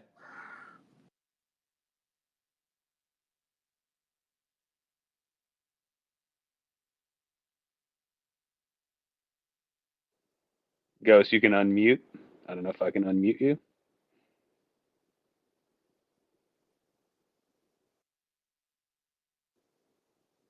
Well, until he figures that out. Schmagagi, you wanna go next? Sorry, yeah.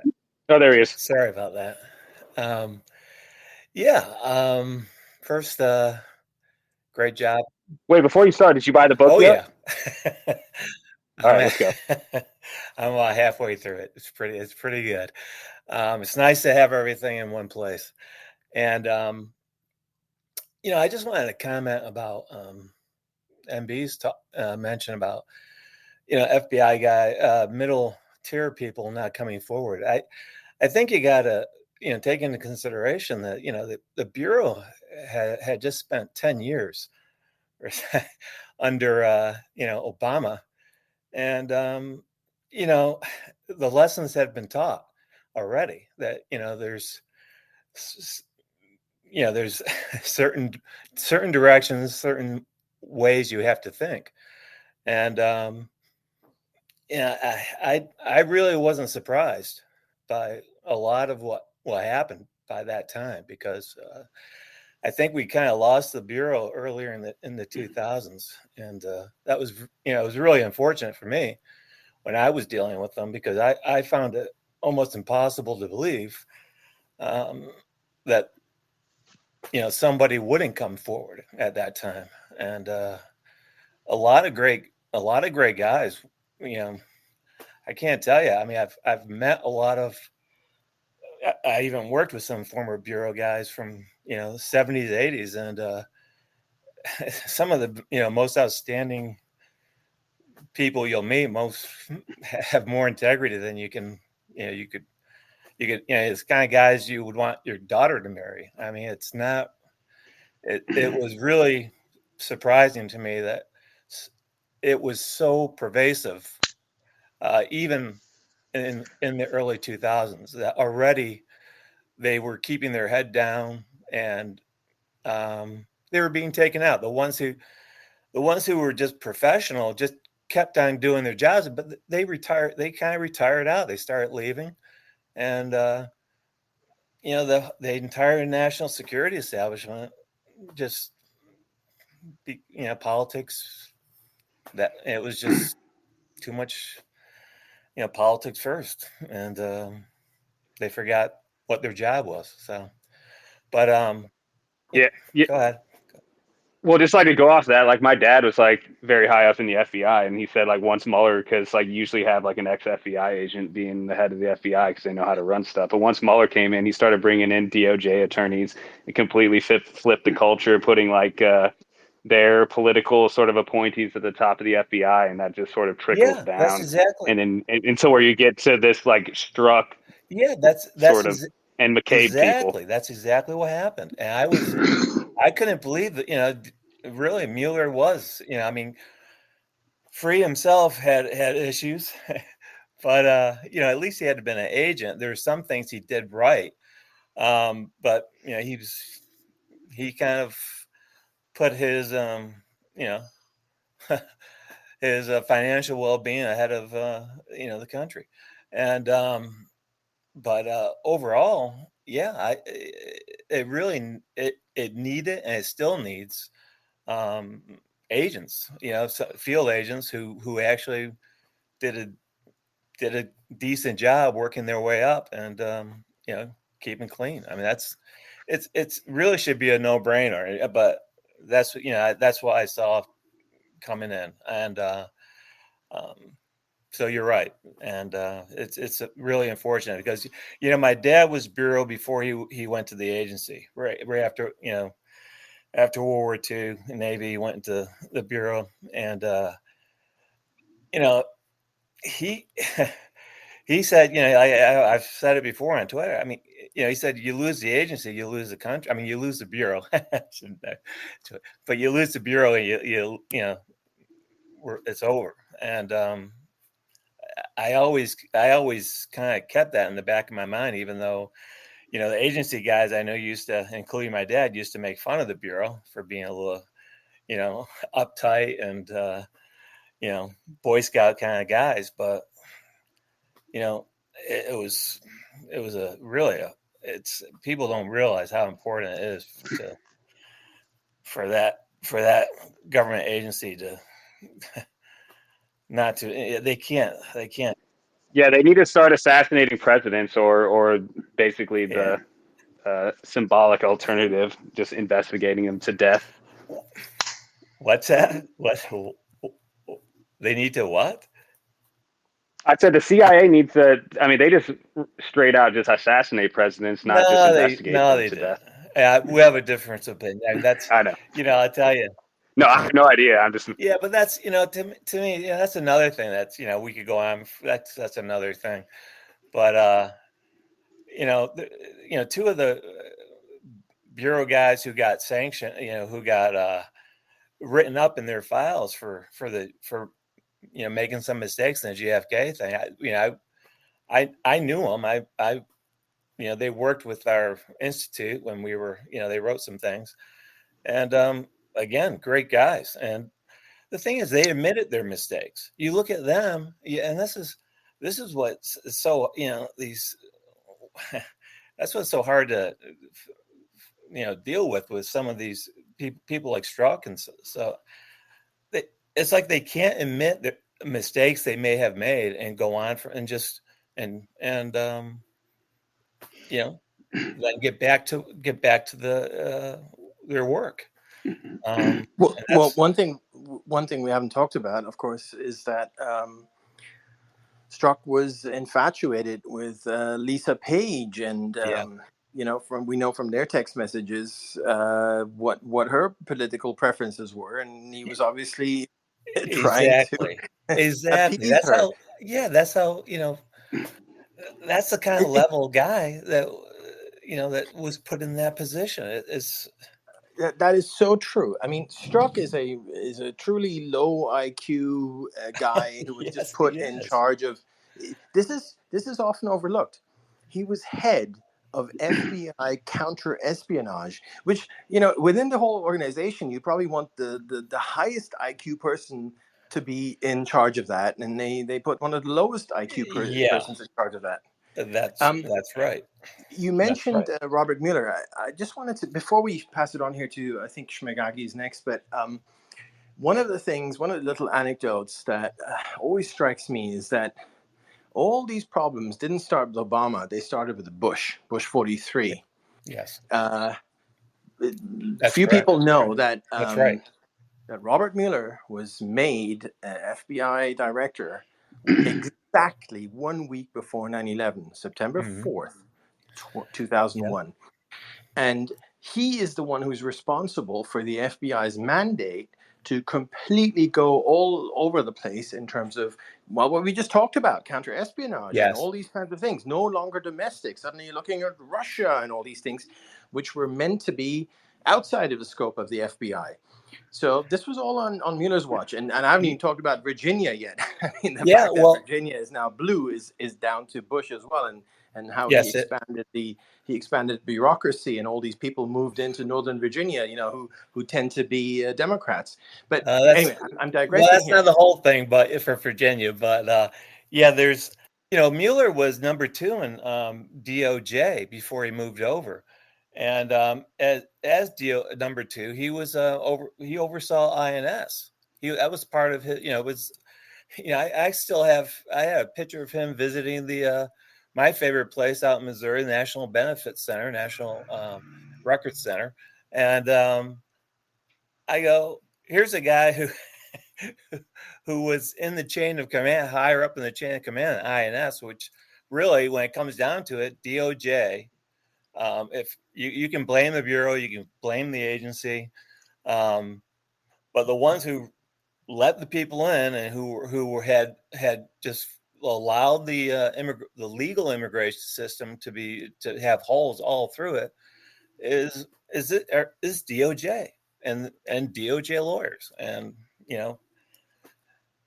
that's But I'll let other people talk. Sorry to take some. Not at all. Thanks so much. I think I've got Shmegagi. I'm sure I mispronounced that. Anyway, can you hear me? Are you here? Yeah, I can hear you. Cool. So to Ghost's point, Dan Bongino did an interview with, I think, an FBI agent who was talking about all the stuff that happened to him once he stepped out of line. So that's just more evidence of what happens to you. So one of the things I was going to bring on, I'm glad that Hans was going that direction, was with Strzok and Lisa Page, was I'm trying to get a memory refresh. What was it that was asked at that one committee hearing whenever Louis Gohmert ended up blowing everything up by saying, how can you look at your wife in the eyes? Whenever he said that stuff and it threw the meeting off, what was that question that was asked beforehand that if they had zeroed in on that would have fixed a lot of issues early on?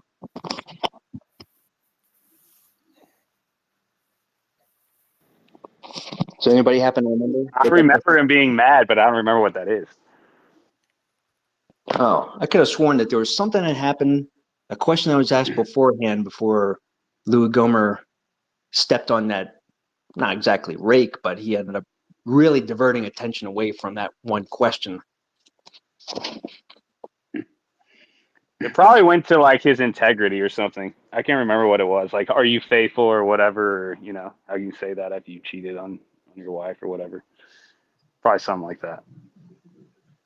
I don't remember. I don't recall, but there's a very important story to be told here, which is that, to be honest, I hadn't really noticed until probably a few years ago or so when Steve McIntyre kind of alerted me and said, "Hey, is this really the case? And what do you think of that?" And I'm like, "Whoa." And it's the fact that there's a whole bunch of Strzok text messages missing. But you don't see that because when they were released by Rod Rosenstein in, was it like late 2018, early 2019, something like that, and then we found out about the lovers and all that stuff. And there were a lot of distractions about, Lisa Page was a lover and this and that. It's a great story. And of course it's true. And of course, Strzok, the low IQ guy, did a lot of stupid things to appease her and all that. But what I have to admit, I kind of wasn't looking out for, because I didn't put it in a spreadsheet. Like, put them all in a spreadsheet and then look at the ones that are missing. And that the ones that are missing, and Steve, maybe you can talk more about this. They're the ones that really matter. They're the ones about Danchenko, January 2017, and so on. the struck page texts go blank.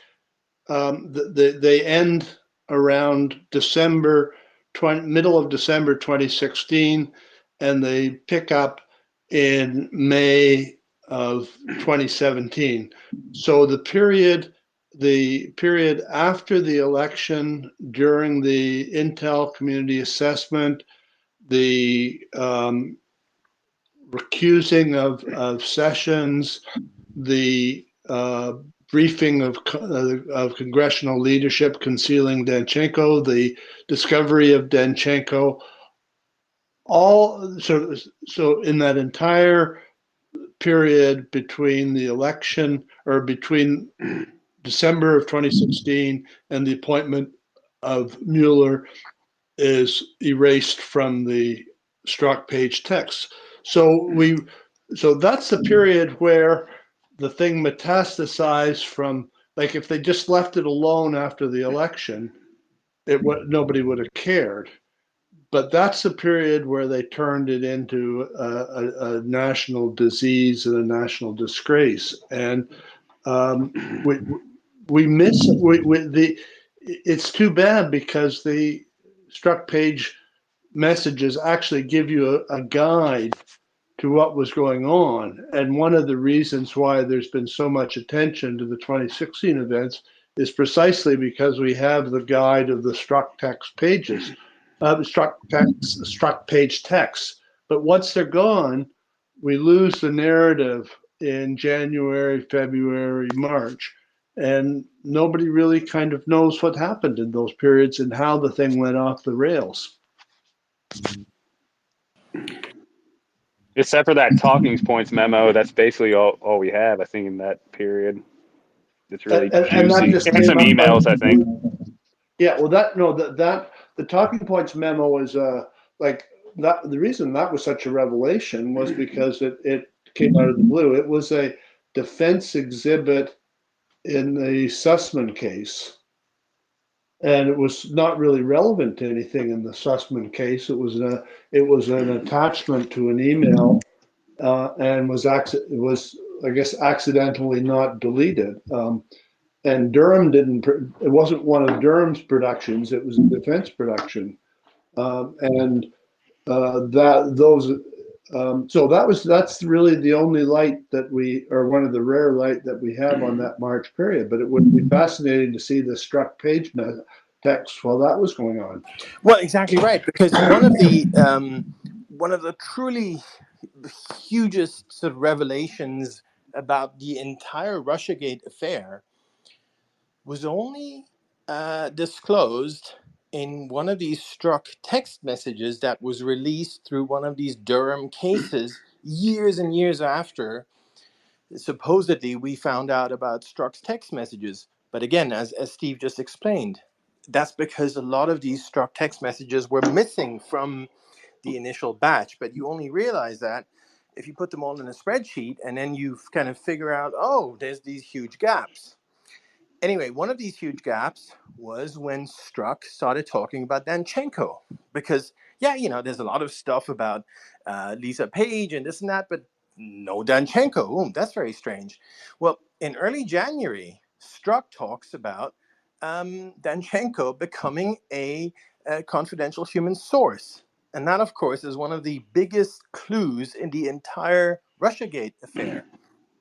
Because what they did is when they found out that Steele Supersource, and kind of this brings us back to how we started off here, Steele Supersource isn't a super source at all. He's just some Washington, D.C. think tank guy who doesn't know anything, doesn't know anything about Putin, doesn't live in Russia, doesn't know anything about anything.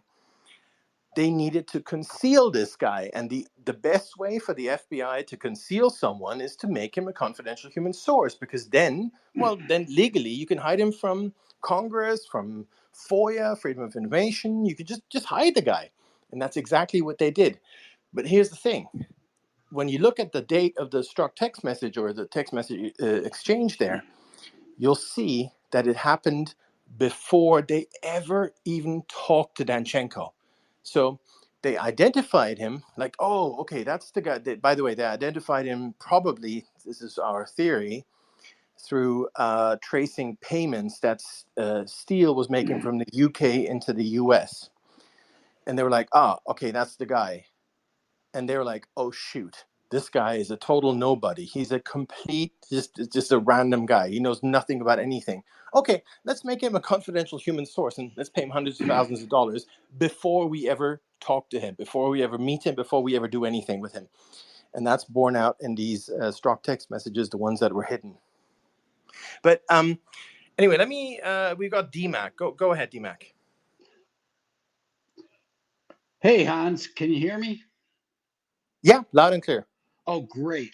Hey, I have a question about Brian Auten, the FBI agent. He was mentioned over 100 times in Horowitz. Why did Christopher Wray allow him to be part of the Hunter Biden laptop cover-up?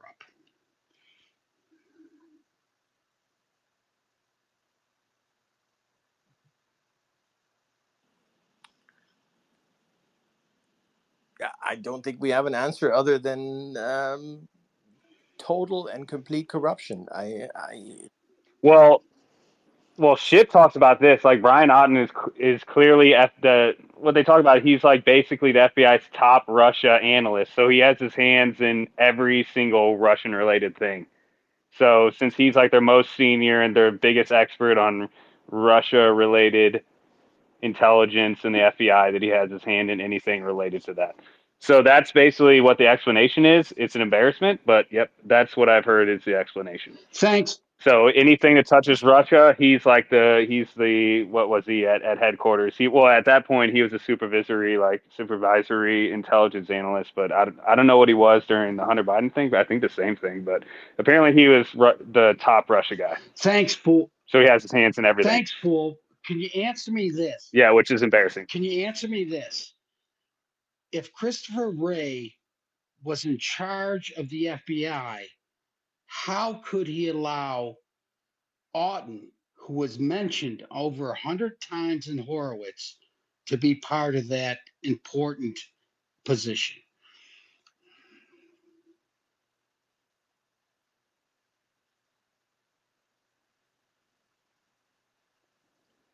There is no explanation. I mean, like, I don't know what the rules are for demoting people or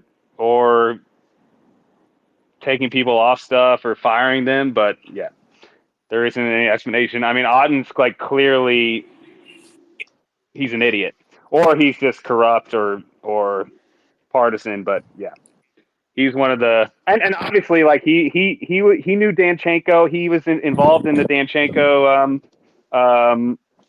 counterintelligence investigation originally when they thought he was a Russian spy when they were trying to get a FISA on him, and he still shows up later in Crossfire Hurricane, and he still is like, okay, yeah, well, let's turn this guy into a confidential human source when we investigated him before being for being a Russian spy, when apparently he was supposed to go back to Russia, which never happened, because that's the only reason they didn't get a FISA on him. So yeah, he's a ridiculous person or a partisan person or a corrupt person.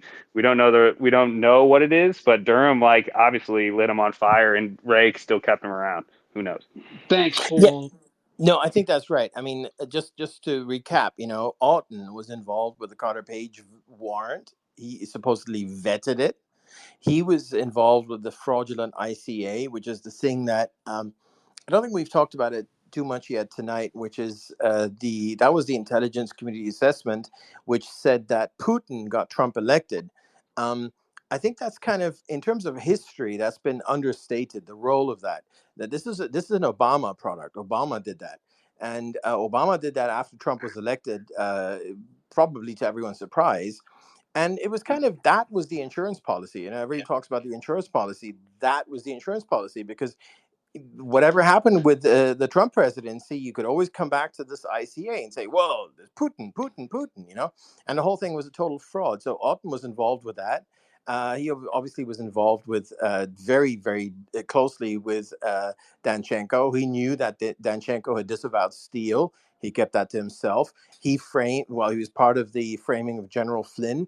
I mean, the list goes on and on and on. So, I mean, your question is extremely valid. Why would such a person who's got dirt on his hands in not only in one way, but in every single perceivable way, be allowed to not only stay on, but then to take a basically leading position in the Hunter Biden laptop situation.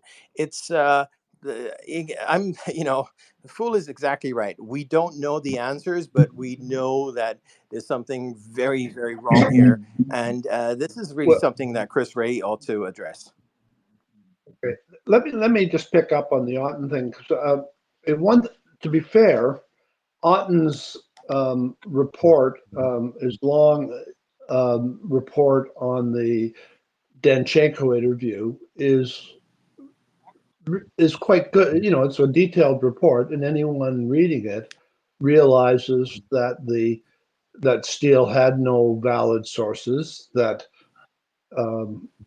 Danchenko had never met Millian, that the whole premise of the Steele dossier was invalid. So the question, as far as I'm concerned, the biggest question then becomes, why did the FBI, or at least I would say, the most serious kind of offense by the FBI in all of this, in my opinion, wasn't the start of Crossfire, but the fact that they concealed this highly exculpatory information from Danchenko, that there was nothing in the Steele dossier, because they had the Danchenko interview in hand when they wrote the March talking points that doubled the ante on Crossfire Hurricane, and they didn't mention it. They concealed it.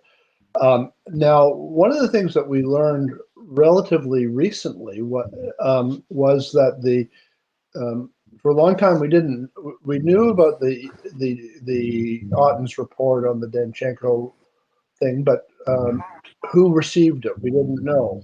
And it turns out that it was submitted to Jen Boone, who was the then responsible for the Carter Page aspect of the Crossfire Hurricane. That was the period where it was divided into where Comey compartmentalized it to different branches so that it would be harder to shut down.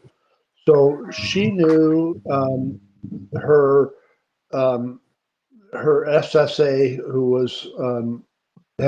we don't know who it was, knew. So they received it. It's hard to believe that they didn't tell Priestap or Strzok or McCabe about Danchenko, but that's a missing blank in the whole episode. And I would say, if I were sort of trying to get documents published, it would be documents on what happened to the Danchenko report. That would be right at the top of my list. Well, Steve, they also didn't give it to his handler that they dumped off to Helson. He didn't even know about it. Well, I mean, yeah, I mean, there seems to, I mean, how they were, what they were doing in terms of dividing up, obviously seems pretty suspicious. So, yeah, Helson, so how they expect to have Danchenko as an EC, but not provide the memorandum on the report to Helson, stinks to high heaven. But so somebody must have been organizing it. I suspect it's hard to believe that Priestap and McCabe weren't involved, but we can't prove that. But we do have proof that Jen Boone received it, and that's something that was just turned out within the last few months.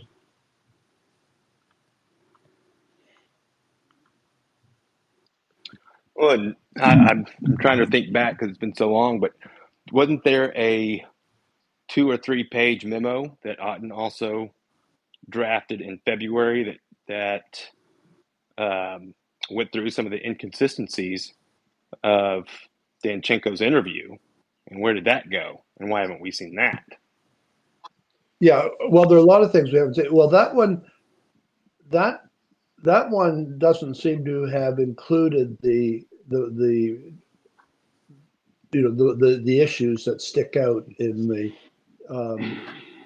EC memorandum. Now, part of the problem, I think, arises from Otten just getting the wrong idea on the thing. I mean, Otten thought that Danchenko was lying, but what he thought that he was lying about was that he actually had contacts with Millian, and that for some reason he was minimizing his contacts with Millian. So when Durham subsequently accused Danchenko of lying, the issue wasn't that anybody at the FBI was deceived by any of the lies that by Danchenko lying about the anonymous phone call. The problem was that the FBI didn't believe the true things that Danchenko had told them and concealed the true things from DOJ and congressional leadership.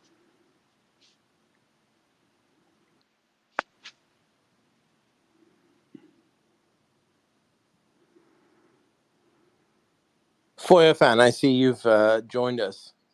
Can you hear me? Yeah, we can. Yeah, go ahead. Well, I'll just remind everybody, those of us who are old enough to remember the Life cereal commercial with Mikey, and the kids gave Mikey the cereal because he eats everything, right? Going back to what DMAC asked about, why was Otten on the Hunter laptop cover up? And I would throw his name in, Elvis Chan, a few others. I think there are certain people, just like Mikey hated every cereal, there were certain people who just saw Russians everywhere and would reliably blame anything on Russians, and it happened to have been the favored narrative. So it's possible that they were just throwing things to them when they wanted to hear that, oh, this is consistent with Russian methodology. And then we of course saw the same lie in the 51 former intelligence agents, to support Biden on the laptop whole thing. People are willing to say Russia if it goes along with the narrative. It may be that they really feel that way about the Russians, or it may be that they just like to go along with the narrative. It takes all kinds. But I'll tell you something. I have FOIA requests in that have sat there and rotted forever for the later Danchenko interviews. And I put those into Horowitz because he mentioned them in his report. And I'm never going to get them. And even if we ever get them, they're going to be totally redacted. I look at Horowitz as part of the problem. But between, you and me and the wall, I think that Danchenko was a wannabe Russian double agent. I don't think he ever made it very far. But that original investigation of Danchenko that they kind of deep sixed when they brought him in December 2016 and January 2017. I've always felt that this was a guy who really was interested in trying to make contacts with Russia, and he really did have something to offer as a CHS. Not only that he helped continue the narrative by burying him, but when his name first came out, when revealed his name, we all ran around like chickens with our heads cut off, trying to dig out everything we could on Danchenko. And that first day, I just went on WikiLeaks and searched Danchenko, and the first thing that came up was a bunch of emails and LinkedIn messages between him and some people at Stratfor. Now, Stratfor was a private intelligence agency that made a lot of money investigating things, among other places in Russia, investment kinds of stuff, and even for Brits, that were involved in our whole Spygate story in the background, were some of their clients. And he aggressively sought out making friends with Stratfor people in 2011 and made a few friends. And they followed each other on Twitter, just from this aggressive lobbying, trying to get friends with Stratfor. And I always kind of figured that maybe the FBI found out about that and said, okay, well, this guy's pals, goes on friendly little dates with this lady from Stratfor. Maybe he can get us all sorts of free information from them. I don't know for sure. But one thing that always bothered me was that That incident happened just before the giant WikiLeaks Stratfor coup. If you remember, Stratfor got hacked and all of their emails went up on WikiLeaks. That's how I was able to find this on WikiLeaks because it had been hacked, just like the DNC was supposedly hacked. So, you know, a normal, inquisitive, open-minded investigator that was looking at Danchenko when he came in 2016, 2017, the stuff that FOIA found in the first 5 minutes of knowing his name, believe me, it's impossible that the FBI didn't know this stuff and didn't look into it and didn't take advantage of it. We'll never know because they never say anything. But anyway, that's what I have to say about Danchenko. Yeah, no, he's certainly no innocent guy. I mean, that guy. There's a reason why he ended up being Christopher Steele's supposed super source. But of course, there's like 6, 7 years or so between his dabbling in trying to become a Russian spy, whatever that story was. And I completely agree with you. It's shocking that that we never found out, that the FBI apparently never investigated.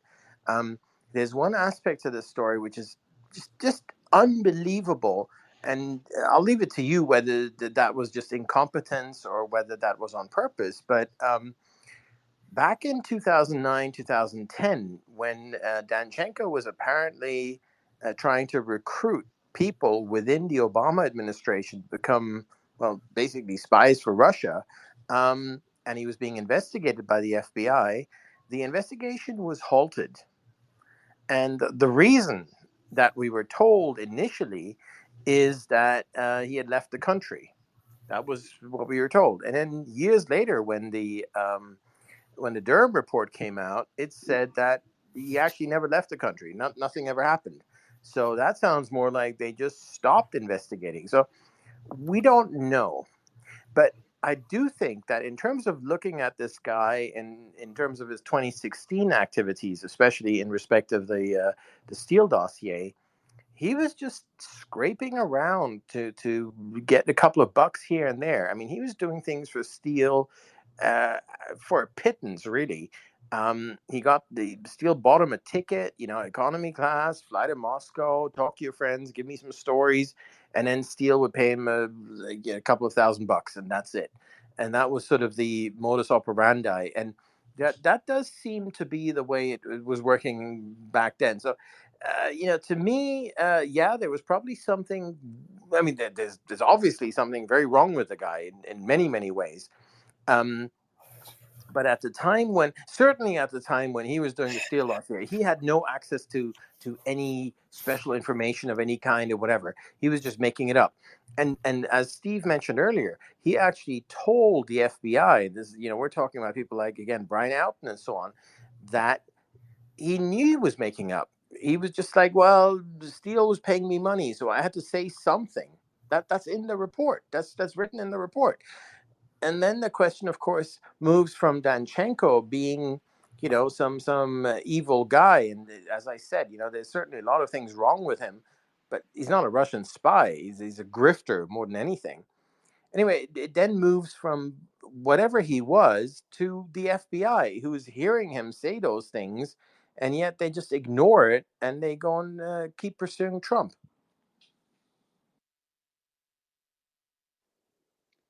Before this leaves my mind, I want to go back to FF about his FOIAs.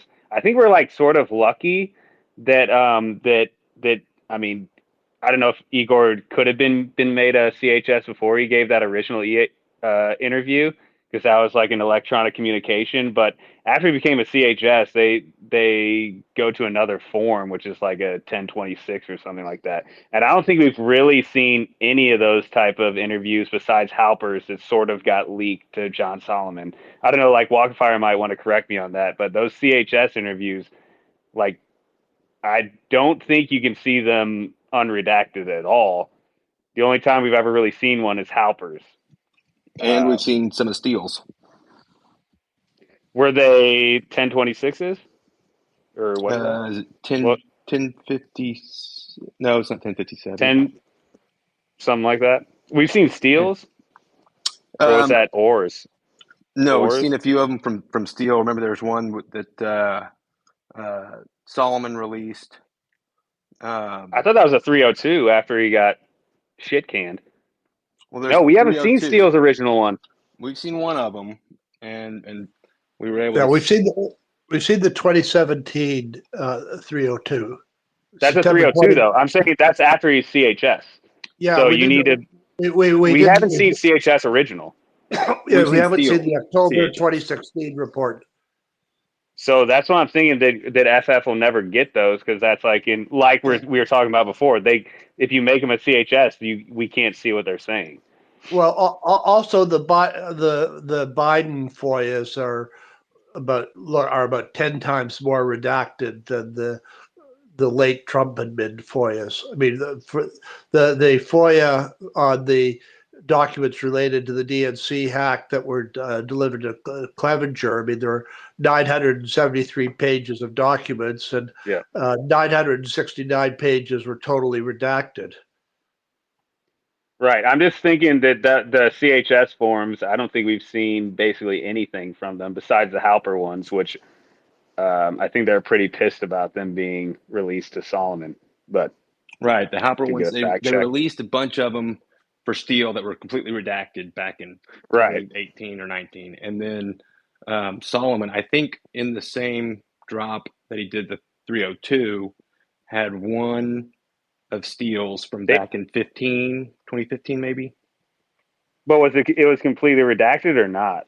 No, like you had like those information before, like, we were looking at those like WMD programs that Steele was working with, That's what I'm talking about. Okay. And so it was redacted, but not very well. I'll put it that way. Yeah.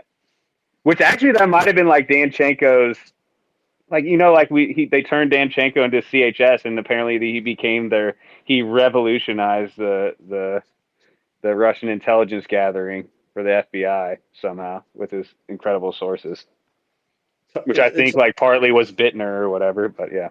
That's what his handler testified to in court. And I was there. Were you there? I think I saw you there.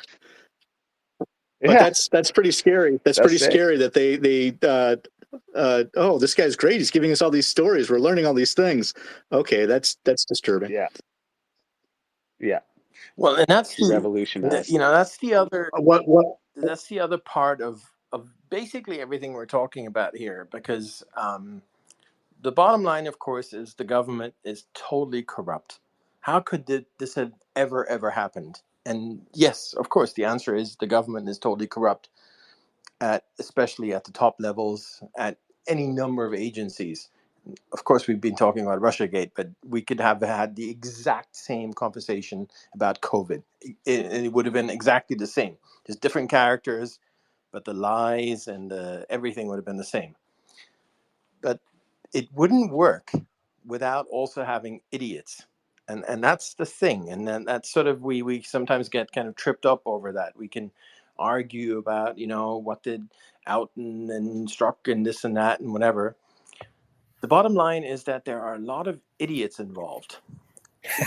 Strzok is a low IQ person. Brian Outen is a low IQ person. There's another one we haven't even talked about. It's called Timothy Tebow, an absolutely low IQ person. He was also involved in this. He was later involved with the Hunter Biden laptop. I mean, if you look him up, I mean, this is just disgraceful that this guy would be in the higher echelons of the FBI. But, my conclusion, having looked at this over many, many years, is they people like Comey, who are not the dumb ones, they're not the low IQ. Comey is super, super smart, and a couple of others like him. Obama is obviously another one. They game the system by utilizing these idiots. These are the literal useful idiots that I think it was Stalin who talked about, the useful idiots, and Strzok was one of them, and there's plenty of them, and you need them. And just look at one example here. We've looked at many examples. We've looked at why didn't Outen do this, and why didn't Strzok do this, and so on. And in many cases, I mean, Strzok was thinking with his penis, plus being low IQ, not a good combination. A lot of other people, low IQ and so on. We've talked about that. But just let's look at a high IQ move. James Comey. How did this whole thing, everything we've talked about, everything we've been talking about tonight, how did this all start really? Because back in 2016, all this was going on, and of course, Swiftboating America talks about what was going on in 2016. But there wasn't really much public reporting on any of this, because much of it was going on in the background. The Steele dossier had never been published. In fact, it wasn't published until Jake Tapper, of all people. I can't, for the life of me, understand why any Republican would ever go on a show of his and legitimizing that guy. But he's the one who pushed. He was the first one who pushed the fraudulent Steele dossier. That was in January of 2017. Anyway, how did Jake Tapper get to do that? How was that possible? And this is really the crux of the matter. And this is, I tell that story in the book. Why did the media not talk about the dossier, which had been so nicely prepared and set up by the Clinton campaign throughout 2016? Why did the media never talk about it? Now, first of all, we have to sort of go back in time 8 years. 8 years ago, the media still had, it's difficult to, believe from today's point of view, but 8 years ago, the media still had something resembling standards. It was not quite what we want them to be, but something, approximate to that. So some British guy coming out and telling a story isn't going to be good enough. You're going to have to back it up. You're going to have some evidence for that. You can't just give me this dossier and say that's it. You're going to have to prove it. And of course, there was no proof because the whole thing was made up. So the media did not publish it. And this is a really crucial point. Now, this was a big problem for Comey. This was a big problem for Obama. This was a big problem for Brennan. This was a big problem for Clapper. The fact that they couldn't get this out. That means the P-tape story and the collusion and all this stuff that Putin and Trump were talking, and all this stuff was not known in January of 2017. And they needed to get it out. And this is where the high IQ move comes in. I call it high IQ, but it's also extremely devious. What Comey did is on January 6th, 2017, he briefed Trump on the dossier. And then he leaked the fact that he briefed Trump on a dossier to CNN. And because of that, because he did that, Jake Tapper had his hook. So the hook isn't that the dossier is real, that it's been confirmed, that we've confirmed it, that any story is confirmed. By the way, to this day, not a single story, nothing, absolutely nothing in a dossier has ever been proven, ever. Corroborated, nothing whatsoever. So the entire hook was that the FBI briefed Trump on the dossier, and that is what made it legitimate, supposedly. And when that happened, obviously we were off to the races. For the next, 2, 3, 4 years, all we would ever hear about is this phony dossier, which was entirely made up. And so that was a high IQ move, and that was Comey. Comey did all that. Someone like Strzok, someone like Outen, someone like Thibault, they would have never been able to conjure up a plan like that. But Comey was able to do that. So, my overarching theory here is that you had... But Hans, that goes back to them getting the dossier basically at the back of the ICA, which is also something we didn't really talk about, but it was also a devastating move to the Russiagate thing. Which I don't know if did he brief him on the dossier or the ICA, which they made basically Steele's report an addendum to the ICA, so then he could actually say, oh, this is sort of an intelligence product or whatever. Yeah, no, supposedly Comey briefed Trump on the dossier because the ICA had been released on January 6th, so at least the public version of it, which is complete garbage. I mean, it's just like, RT, Russia Today, the Russian TV channel, ran a bad story about Hillary Clinton. Therefore, Putin helped Trump get president. I mean, it's absolutely ridiculous. If you look at the numbers, RT had, even back then, some tens of thousands of people were watching it, and that was it. No one cared. It was just a little tiny thing in a giant ocean of fake news. But the thing that supposedly Comey briefed Trump on was, well, the dossier, which So it was attached to, or a version of it, a short version of it, was attached to the back of the ICA. But here's where Jake Tapper and this guy, I mean, we should probably have a whole show on that guy. This is where it becomes super, super fraudulent and in a way very brilliant, but in a nefarious way. Jake Tapper wrote in his piece in CNN when this was the first ever report on the dossier. He wrote that the dossier had been attached to the back of the ICA in a secret addendum, because it was so sensitive, as in, this is super sensitive and no one should ever find out about it, but we at CNN, we're going to tell you about it. But of course, if you look at the actual documents as to how that got to the back, in terms of what these guys were, the CIA, FBI were kind of going back and forth on it. It got to the back because especially, I don't want to defend any CIA people, but the evidence bears out that they didn't want it there at all. There was a whole bunch of people, and I'm talking about analysts. I'm not talking about John Brennan or whatever. There was a whole bunch of people who said, this is a bunch of garbage. We don't have no idea whether this is true. How can this be in one of our reports? This can't be. So the so-called compromise, but again, my theory is that this compromise was basically done on purpose, certainly on the part of John Brennan. Maybe Comey was to, well, say, yeah, that's fine. We'll stick it in the annex. That's fine. Let's just go ahead with that. And then they sold it to people like Jake Tapper as not a bad thing, as in, oh, it's in the annex because it's not proven. Instead, they sold it to people like Jake Tapper as it's in the annex because it's super secret and super sensitive. And of course, then the whole thing took off from there. But also, like, Lee's reported that they actually cited in the body, like they're in the argument about putting the Steele dossier in the body, but also Lee said that there is actually citations to the annex in the body of the ICA, which you've never seen it, which would be nice one day, because apparently the House has like it locked up, like a report on it in their safe in the House intelligence community. But yeah. So I'm not sure what I'm not saying Lee is wrong or anything like that, because I haven't seen it either. But in one of the SSCI reports, I believe it's the fourth one. Most of that one is completely redacted, but they're talking about, hey, we asked for this specific FBI intelligence report, but what we received was the Steele dossier, but then y'all came back and gave us the right one, or something like that. So that might be what he's referring to. And Walker Fire makes a really good point. Aside from the specific point, there are a lot of things we haven't seen. There's a lot of reports.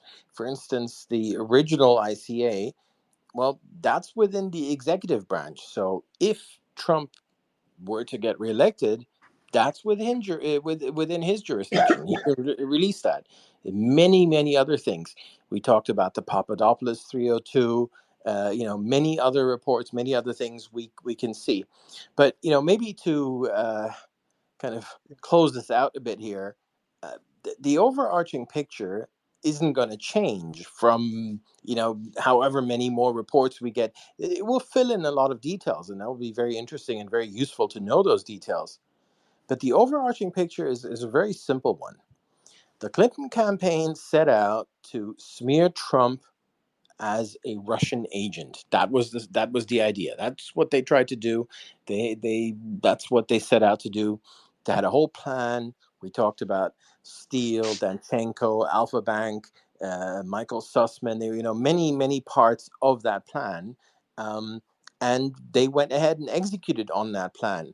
It worked to some extent. They caused some damage, but as we said, the media didn't really bite. I mean, they did run some Alpha Bank stories. They didn't really run any Steele dossier stories. The whole thing only got bad, really bad, in the sense that it really hurt after November 8th, 2016. which is when Trump won.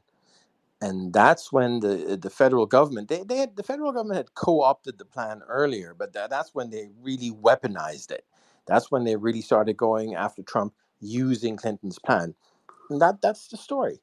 And the point is, and I've mentioned this many times tonight, but it just bears repeating. Every single part of the story, and comes back to this idea of premise, that we should never ever accept any premise, especially coming from the other side. Just don't accept the premise. Never do. Well, in this story, every single premise, everything, Trump this, Trump that, Russia, whatever, every single thing is false. It's all false. Every single premise is false. So the entire story is made up. It's all contrived. It's all made up. So of course it's going to be great getting more details as to how exactly that unfolded and details about this and that and the other. But overall, that's not going to change. That's the story here. The Clinton campaign made up a story out of thin air, and then the federal government co-opted that story in order to get Trump, again, out of thin air. That's the end of it, and that's the short of it.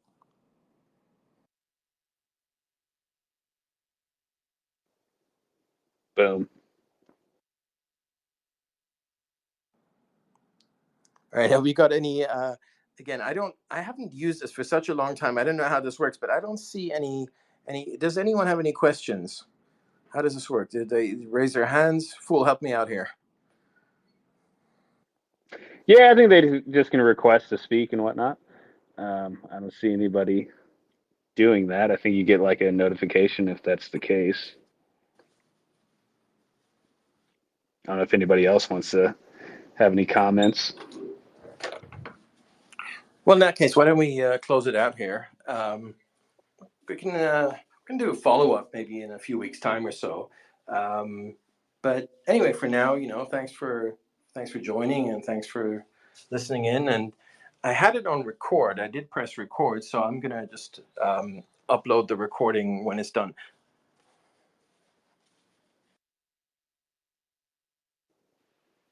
Awesome. It was fun. Thanks, heads. Thanks, Go everyone. buy Hans's book. Good night. Thanks, everyone. Good night. Buy the book or else.